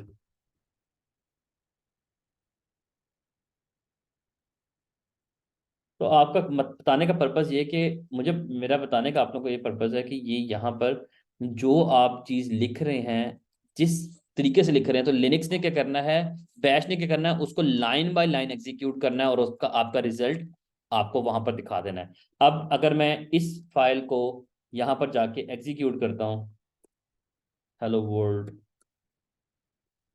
Dot S H, तो ये आपको एरर दे रहा है। तो क्या एरर है, क्यों एरर दे रहा है, और फिक्स क्या करना चाहिए।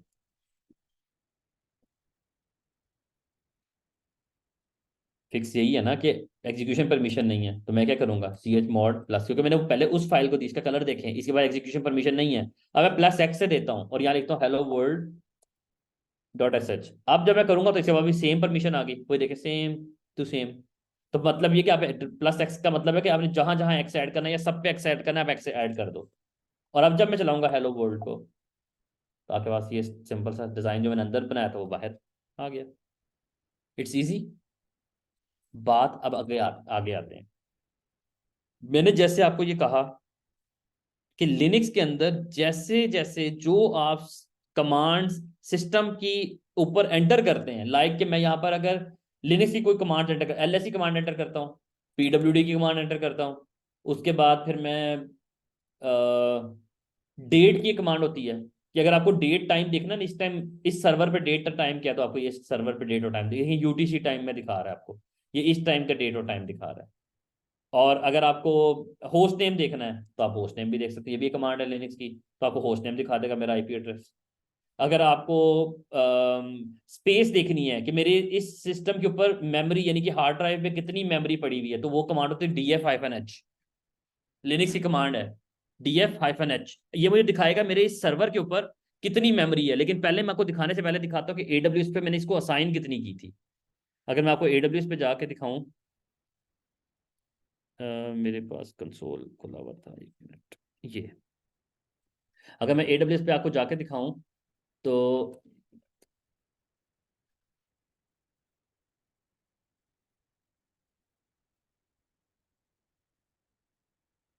अच्छा, AWS पे आपको जाके दिखाऊं तो इस सर्वर को मैंने मेमोरी जो साइन की थी वो यहाँ पर स्टोरेज में आ रही होगी, और वो थी 20 GB।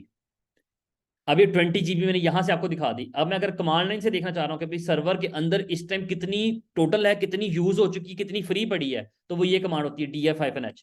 जब मैं एंटर करूंगा तो ये बताएगा 20 GB है, उसमें से 18 GB अवेलेबल है, 2 GB यूज हो चुकी है, 11% यूज है, बाकी सारी फ्री है। ठीक है, तो आपको ये पूरी यहाँ से डिटेल बता देगा, और कुछ इसकी एक्स्ट्रा टेम्परेरी मेमोरी होती है, उसको अभी इग्नोर कर दें। तो बाकी की कमांड्स हैं, अगर यही सारी कमांड मुझे अपनी स्क्रिप्ट में चलानी है तो ये देखें, मैं यहाँ एक स्क्रिप्ट लिखता हूँ, system info.sh, एक नया स्क्रिप्ट लिखता हूँ। आसान है ना, बैठ को मुश्किल नहीं है, आप जो कमांड एंटर कर रहे हो आपने वही एक फाइल में एंटर कर देनी है बस। मैं यहाँ पे एक स्टाइल छोटा सा बना लेता हूँ और लिख देता हूँ, here you have your system information script। अब मैं आपको पहले ये स्क्रिप्ट बना के दिखाऊंगा और उसके बाद एक यूज केस इसका बना के बताता हूँ कि ये यूज कहाँ कहाँ हो सकता है ये स्क्रिप्ट। मैं एक खूबसूरत सा डिजाइन में आता हूँ कि भाई शुरू में एक प्रिंट कर दो खूबसूरत सी लाइन, और उसके बाद फिर यहाँ पर काम शुरू करते हैं। एको करता हूँ कि my system host name is, यहाँ पे होस्ट नेम आ जाए, होस्ट नेम के नीचे क्या आएगा, होस्ट नेम की कमांड डाल देता हूँ, होस्ट नेम की सिंपल कमांड। फिर नीचे लिखता हूँ एको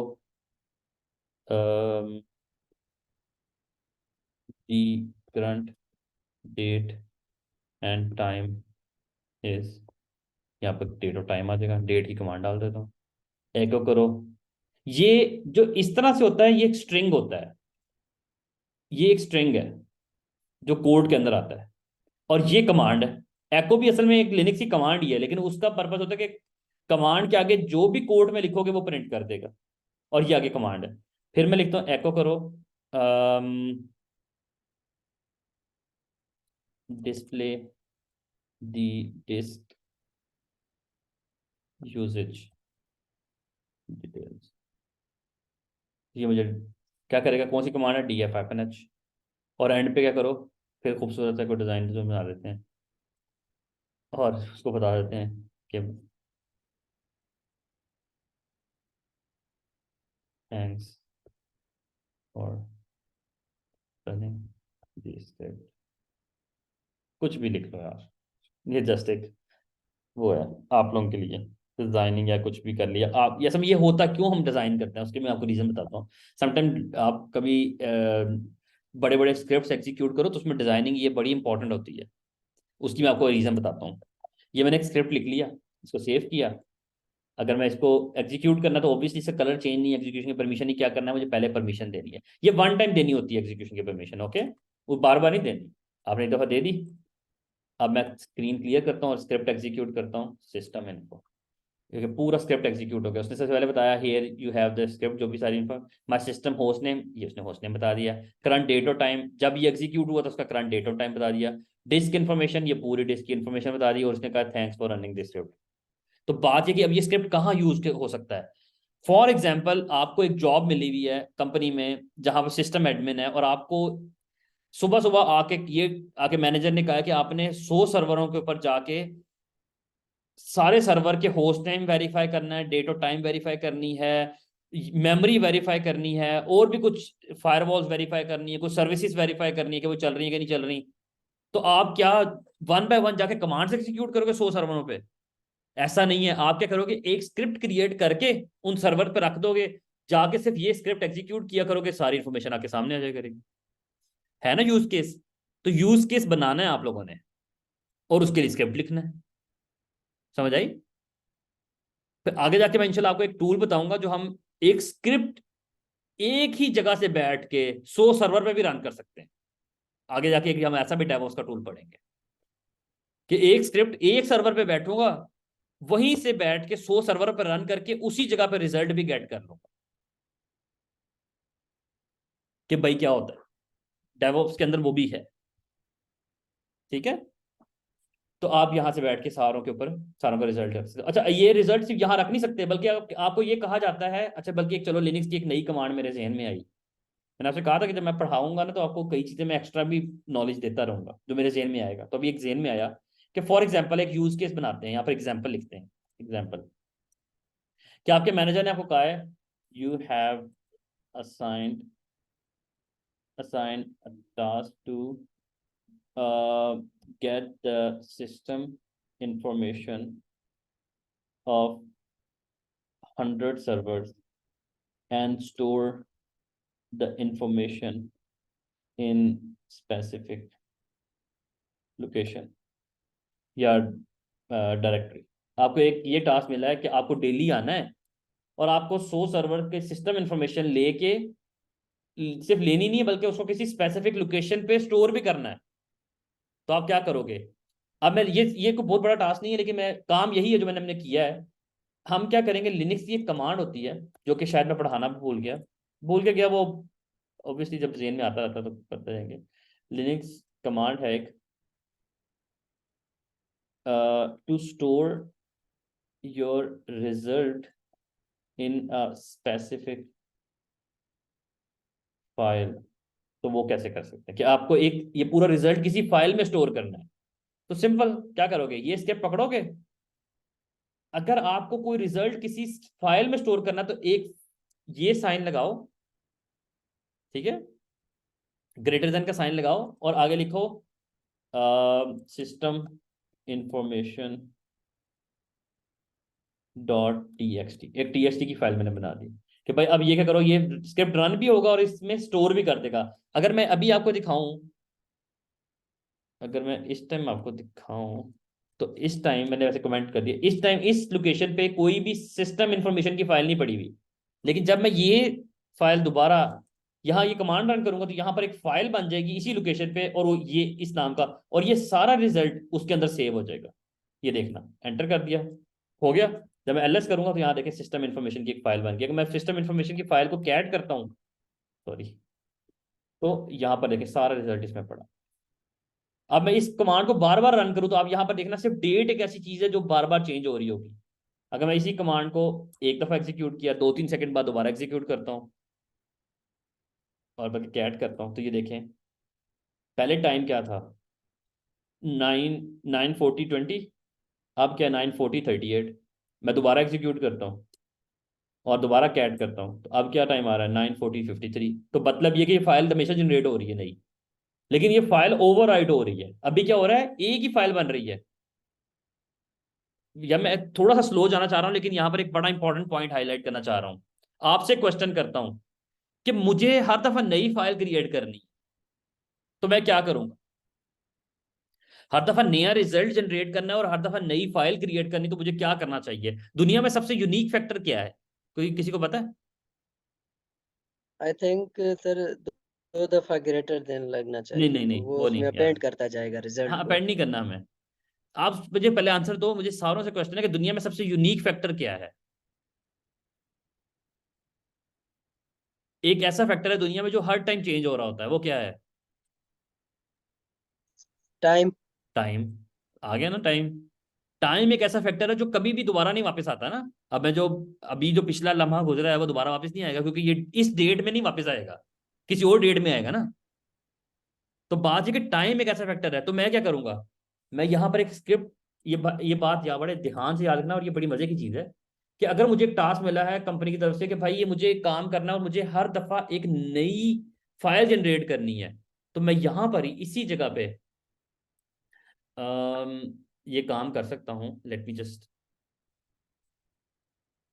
यहां पर मैं क्या करूंगा, एक डेट का वो ऐड कर दूंगा, डॉलर साइन होता है और आगे डेट होता है। ये क्या करेगा, ये क्या करेगा, हर दफा नई डेट के नाम से एक फाइल बनाएगा, जिसका फाइल का स्टार्ट होगा सिस्टम इन्फो, आगे डेट लिखी होगी और डॉट टी एक्स टी होगा। समझ आई? तो हर दफा नई डेट के हिसाब से फाइल बना देगा। तो अभी चेक कर लेते, अगर ये नहीं चलेगा तो फिर मैं कमांड इसकी दोबारा देख लूंगा। मुझे मेरा ख्याल है I think it should work. तो मैं इसको चलाता हूँ।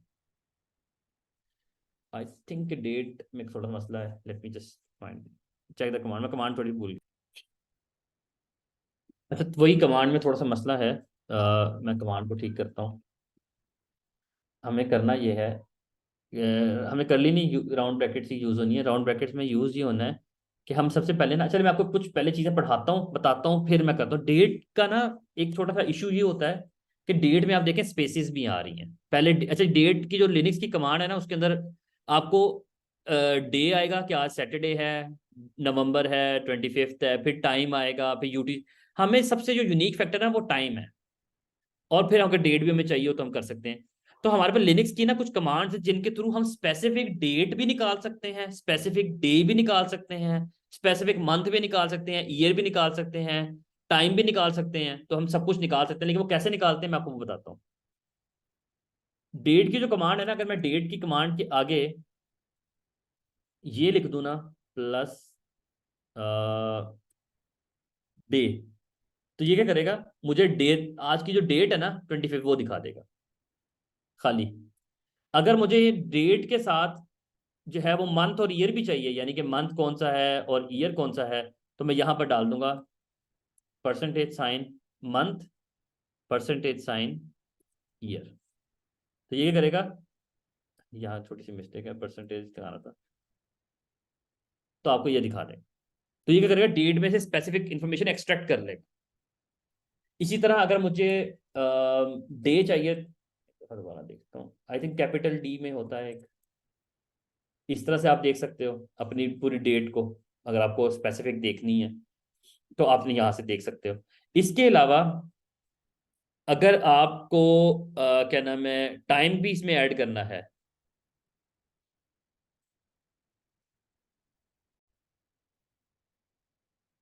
अच्छा इसका फॉर्मेट ना इस तरह से बनता है कि अगर मैं सब कुछ इंक्लूड कर रहा हूँ, वन बाय वन मैं इंक्लूड करता हूँ, फिर उसको एक्सक्लूड कर दूंगा।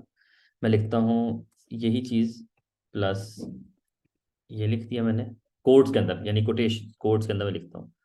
और इसके आगे मैं लिख देता हूँ हाइफन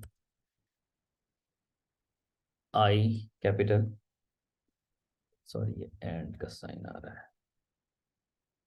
तो आपको ये जो आई है ना, ये आपको आवर के लिए यूज होगा, ठीक है।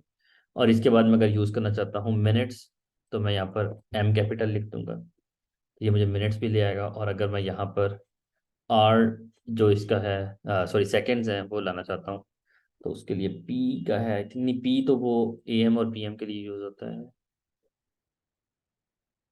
एस शायद यूज होता है, हाँ एस है। तो ये आपको पूरा टाइम इस तरह से दिखा देगा। लेकिन मुझे अब अगर एग्जैक्टली सिर्फ टाइम चाहिए, जैसे मैंने देखा हाइफन से इसको एक्सट्रैक्ट किया हुआ है ना, अगर मुझे टाइम साथ साथ चाहिए तो मैं क्या करूंगा, मैं हाइफन से निकाल देता हूँ। तो ये टाइम आपको साथ साथ बता देगा, 094807।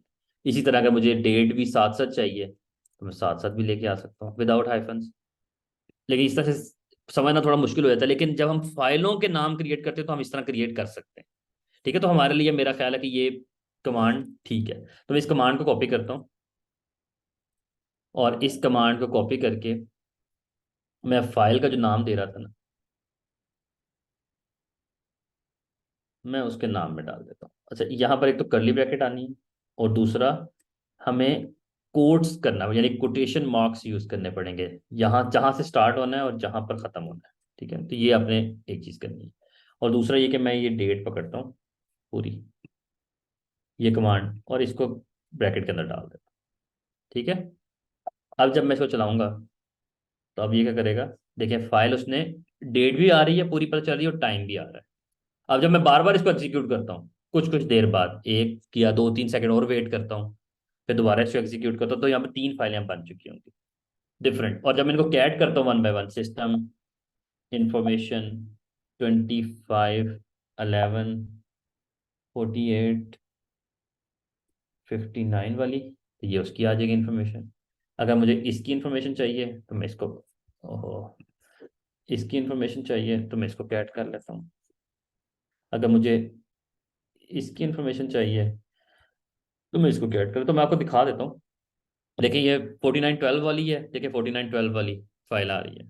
बताने का पर्पज ये 4908 और 4908, और यहाँ पर 4859 है तो 4859। बताने का पर्पज ये है कि अब हमारे पास जितनी मर्जी फाइलें क्रिएट कर लो, आपके मैनेजर ने आपको टास्क दिया, आपकी ये ढेर सारी हर दिन की हर टाइम जब आप एग्जीक्यूट करोगे आपकी फाइल बनती जाएगी।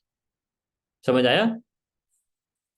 और यही काम जो हम लोगों ने अंदर किया है, बाहर किया है, अब ये काम अंदर भी कम कर सकते हैं। मैं ये भी कर सकता हूँ कि अपने सिस्टम इंफॉर्मेशन के जो मेरा स्क्रिप्ट है उसके अंदर ही मैं ये बता दूं कि ये क्या नाम है, तुमने फाइल भी क्रिएट करनी है और डेट और टाइम स्पेसिफिकली लेके आना है, वो सारा कुछ ले आएगा। समझ आया भाइयों? तो स्क्रिप्ट का असल पर्पस क्या है? स्क्रिप्ट का पर्पस है ऑटोमेशन। ऑटोमेट आप जिस तरह से करना चाहो, जो करना चाहो आप कर सकते हो। ठीक है, चलें अब थोड़े से और कुछ स्क्रिप्ट्स को डिस्कस करते हैं।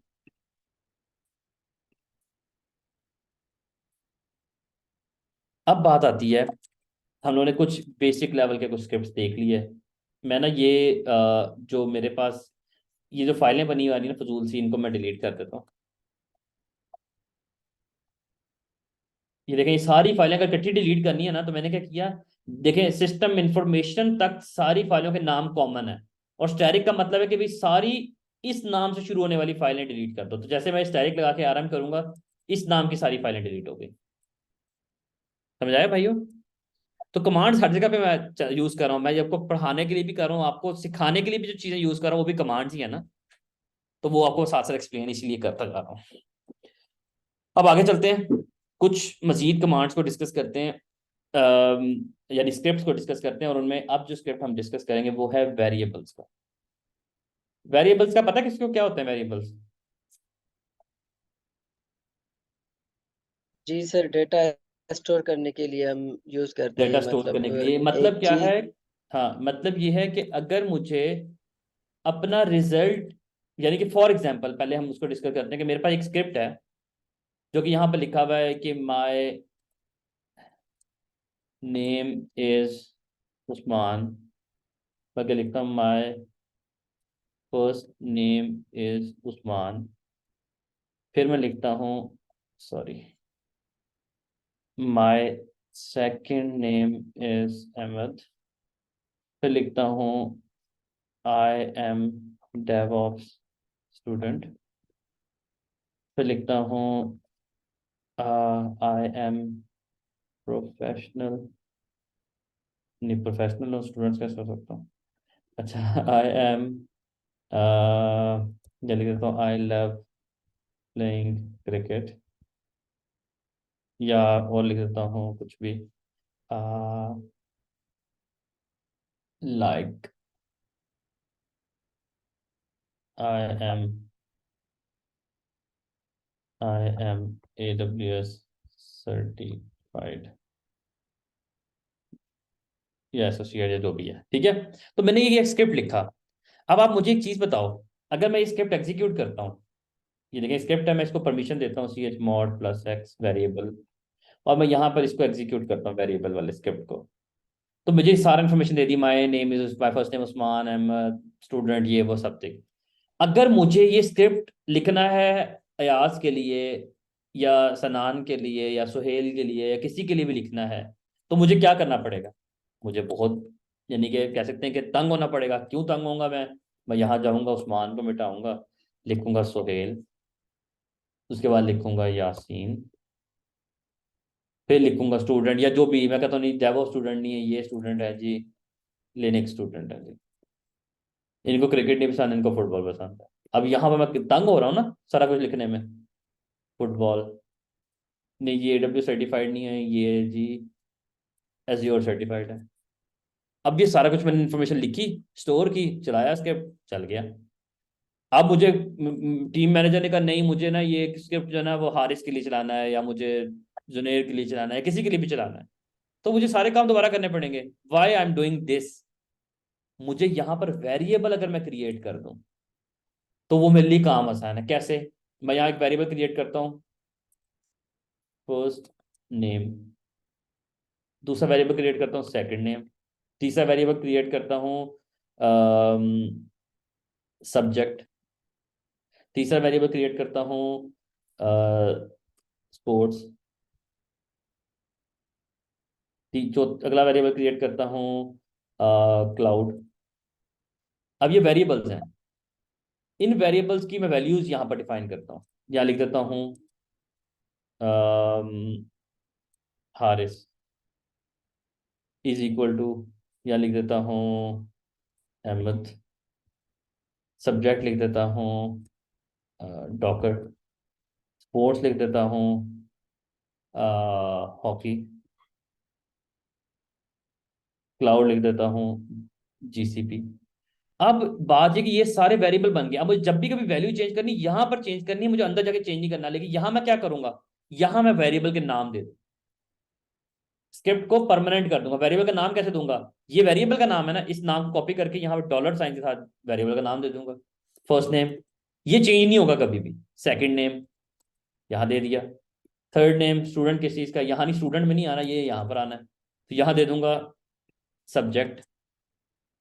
स्पोर्ट्स के अंदर आ जाएगा, जो भी स्पोर्ट पसंद है उसको वो यहाँ पर आ जाएगी, ये आ जाएगा। इसके बाद क्लाउड कौन सा है जी, यहाँ पर। अब बात ये है कि आपका अब स्क्रिप्ट जेनेरिक है, यानी कि डायनेमिक हो चुका है कि अब आपको स्क्रिप्ट में जाके कोई चेंज नहीं करनी। कहाँ चेंज करना पड़ेगा, जब भी कभी करना पड़ेगा इन जगहों पे चेंज करूंगा और काम हो जाए करेगा। कैसे, ये देखो, अब मैं यहाँ जाके सेव किया, स्क्रिप्ट जाके चलाया, Haris Ahmad Docker hockey GCP सब वैसे आ गया। सही है ना। अब मुझे कुछ चेंज करना है, मैं फाइल में चेंज करूंगा। ओहो, फाइल में चेंज कर दूंगा नाम शाम जो भी। चलो मुझे कहता नहीं भाई ये गलती हो गई थी, यहाँ पर ये AWS का था, तो मैंने कुछ भी नहीं, यहाँ चेंज किया, स्क्रिप्ट एग्जीक्यूट किया, AWS आ गया। समझ आया। तो मैंने अपने स्क्रिप्ट को कन्वर्ट कर दिया वेरिएबल्स में। ओके भाइयों, तो मैंने स्क्रिप्ट को अपने कन्वर्ट कर दिया वेरिएबल्स में। लेकिन एक और यहाँ पर छोटा सा इशू है, मुझे पहले थम्स अप करके बताओ ये समझ आया ना।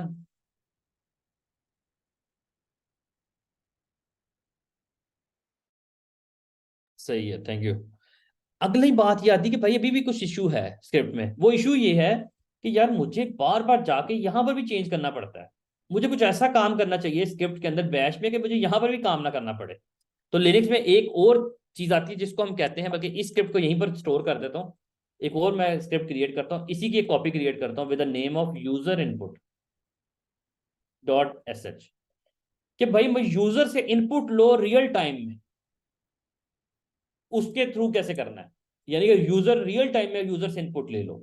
तो मैं इस सारे वेरिएबल्स की जो वैल्यूज है ना, उनको रिप्लेस कर दूंगा विद $1,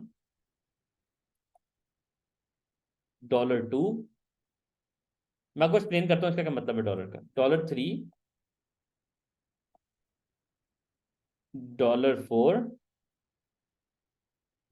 $5।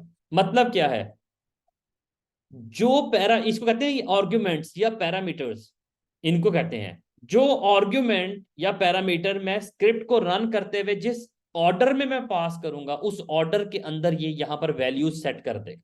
लाइक कैसे, ये मैंने दे दिया, मेरा पूरा स्क्रिप्ट जेनेरिक है, इतना इतना ये है कि अब मैं यहां पर अगर इसको जिस तरह मर्जी रन करना चाहूँ मैं कर सकता हूँ। कैसे, मैं आपको यहां पर ना आपके सामने यूजर इनपुट पहले कैट करके दिखाता हूँ और यहां पर इसको रन करके दिखाता हूँ। कैसे रन करूंगा, यहां लिखूंगा यूजर इनपुट। अब जब मैं स्क्रिप्ट को रन करते हुए इसके साथ वैल्यूज पास करूंगा, जो पहली वैल्यू होगी वो $1 होगी, जो दूसरा आर्ग्यूमेंट होगा वो दूसरे वेरिएबल को साइन होगा, तीसरा होगा तीसरे को साइन हो जाएगा। कैसे, मैं यहां लिखता हूं उस्मान, पहला नाम उस्मान में चला जाएगा, सेकंड नेम अहमद पे आ जाएगा स्पेस के साथ। ये पहला $1 है, ये $2 में चला जाएगा स्पेस। सब्जेक्ट क्या है जी, क्यूबरनेटिस। तीसरा स्पोर्ट्स, स्पोर्ट्स को डिफरेंट देखते हैं क्या है, तो स्पोर्ट्स ही नहीं याद आ रहा, वॉलीबॉल लिख लेते हैं, ठीक है। और क्लाउड, क्लाउड लिख लेते हैं जी अलीबाबा। अब क्या होगा, पहला आर्ग्यूमेंट ये $1 है, ये $2 है, ये $3 है, ये $4 है, $5 है। अगर मैं यहां पर कुछ और लिख दूंगा वो कंसिडर नहीं होगा, एक बात याद रखनी। अगर मैं यहां पर लिख दूं ना कुछ भी ABCDEFG, ये क्योंकि यहां पर कोई आर्ग्यूमेंट है ही नहीं, कोई छठा वेरिएबल है ही नहीं, तो ये इग्नोर हो जाएगा। ठीक है। अब जब मैं इसको रन करूंगा, अब देखो पूरा प्रॉपर्ली वही script execute, my name is Usman, am subject Kubernetes, volleyball, Alibaba certified. समझ आई। अब मुझे स्क्रिप्ट पूरा पूरा का पूरा मेरा स्क्रिप्ट जो है वो इतना डायनेमिक है कि मुझे यहीं से मैं वैल्यूज पास करूंगा वो यहां पर असाइन होती जाएंगी। लेकिन अगर मैंने ऑर्डर चेंज किया, लाइक कैसे, कि मैंने स्क्रिप्ट एग्जीक्यूट करते हुए यहां कह दिया my name is Usman Ali Baba. Kubernetes की जगह पे मैंने लिख दिया, क्यूबरनेटिस की जगह मैंने वॉलीबॉल कर दिया, अली बाबा यहाँ रख दिया और क्यूबरनेटिस एंड पे डाल दिया। अब क्या होगा, क्या ये ऑर्डर मेंटेन करेगा? भाई मेरे स्क्रिप्ट को या बैश को इस चीज की का कोई भी परवाह नहीं है कि आपने क्या दिया है। इसने जो आपने पहले आर्गुमेंट में दिया इसने पहले में डाल देना है, जो दूसरे में दिया वो दूसरे में डाल देना है। तो इसने इस ऑर्डर को देखना है। अगर मैं इसको एग्जीक्यूट करूंगा तो उल्टा सीधा रिजल्ट आएगा कि my first name Usman, my second name है अली बाबा, थर्ड नेम है I am a volleyball student, और प्लेइंग क्या है जी, अली बाबा और क्यूबरनेटिस।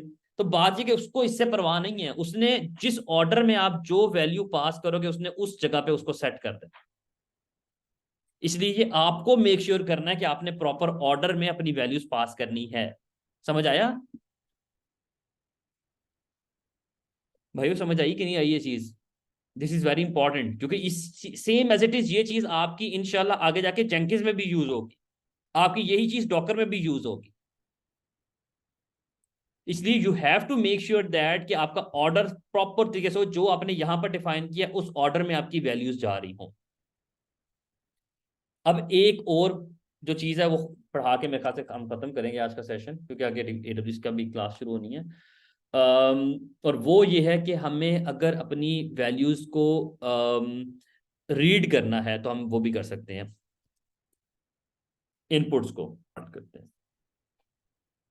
अच्छा, इसमें रीड वाला भी होता है। मैं इसी जो मैंने भी स्क्रिप्ट क्रिएट किया इसकी कॉपी क्रिएट करता हूँ यूजर इनपुट वाले की, और इसको कर देता हूँ read input dot S H. उसमें होता ये है कि वो आपको ना स्क्रिप्ट आपका ब्रेक हो जाता है। यानी कि मुझे ये यहाँ पर हार्ड कोड नहीं करना, मैं यहाँ से सारे ना वेरिएबल्स निकाल देता हूँ। और मैं ना, ओहो यार, एक तो डबल डी ज्यादा प्रेस हो जाना फिर वो डिलीट हो जाता है।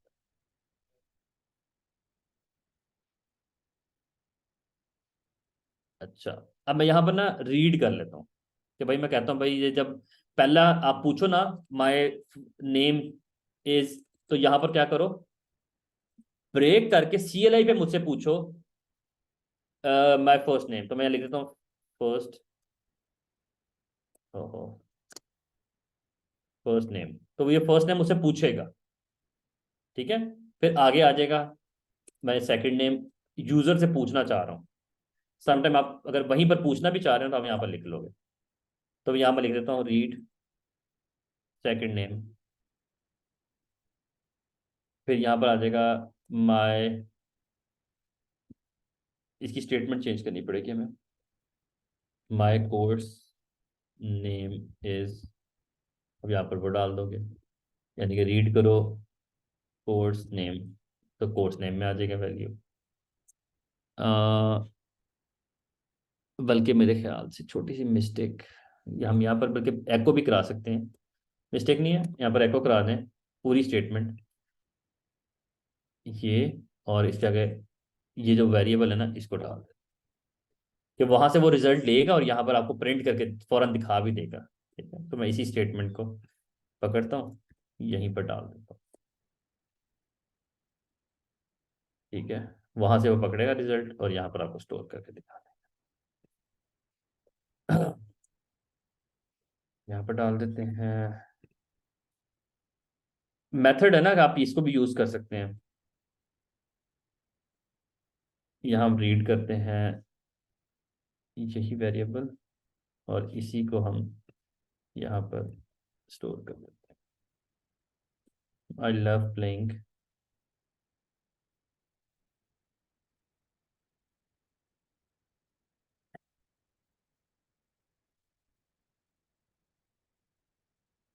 सर्टिफाइड।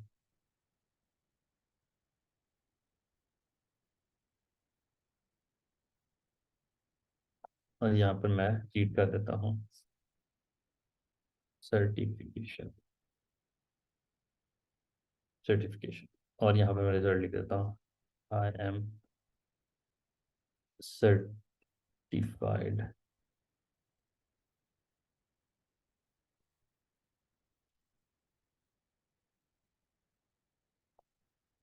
इंजीनियर, या जो ऊपर लिखना है। ठीक है, अब ये क्या करेगा, अब मैं जब इसको स्क्रिप्ट एग्जीक्यूट करता हूँ, स्क्रीन स्क्रीन क्लियर करके रीड इनपुट का। तो ये सबसे पहले आपसे आपका नाम पूछा, देखिए वहीं पर स्क्रीन यानी कि CLI आपसे एक्सपेक्ट करी है इनपुट, तो मैं यहाँ लिखता हूँ उस्मान। तो उसने बता दिया my first name is Usman, second name Ahmad. हम ये भी कर सकते सारी पहले इनपुट ले लें और एंड पे रिजल्ट देते हैं, वो भी हम कर सकते थे। सेकंड इनपुट में उसने बता दिया my second name is this. अच्छा ये एको मेरे ख्याल से अंदर मैंने लिख दिया गलती से, इसलिए ये उसने एको भी साथ ही प्रिंट कर दी है। अच्छा आई एम कोर्स लिख लिया मैं गलती से, तो छोड़े, यहाँ लिख देता हूँ डॉकर। तो उसने डॉकर बता दिया। आई लव प्लेइंग क्रिकेट, यहाँ पे आ जाएगा। सर्टिफाइड AWS, तो वो आ जाएगा। तो चीज़ ये कि आपका, और अगर आपने स्क्रिप्ट को थोड़ा सा और करना है तो आप इसको रीड इनपुट की एक और कॉपी बना लेते हैं हम। करने को तो यार बहुत कुछ है, मैं क्या क्या कुछ करें। तो हम यहाँ पर क्या करते हैं, हम ये सारी स्टेटमेंट ना निकाल देते हैं, सारी इनपुट्स ले लेते हैं पहले, और इनको फिर एंड पे एक स्टेटमेंट बना लेते हैं पूरी एंड पे, कि ये सारी इन्फॉर्मेशन मुझे एंड पे चाहिए। और यहाँ पर मैं आपको कर लेता हूँ कि पूरा एक पैराग्राफ बना लेते हैं कि my first name is this, वो दफा आ गया, and my second name is this. यहाँ पे आगे लिख देते हैं I am a student of,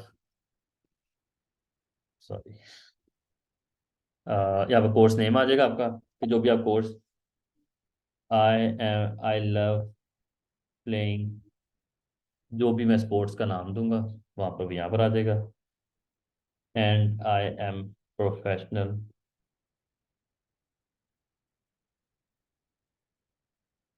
professional,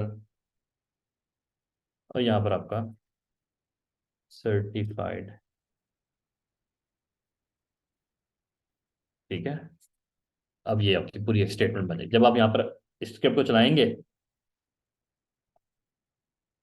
तो अब आपसे वो पहले नाम पूछेगा, कुछ भी नहीं कहेगा, सेकंड नाम पूछेगा, मैं सेकंड भी बता दूंगा।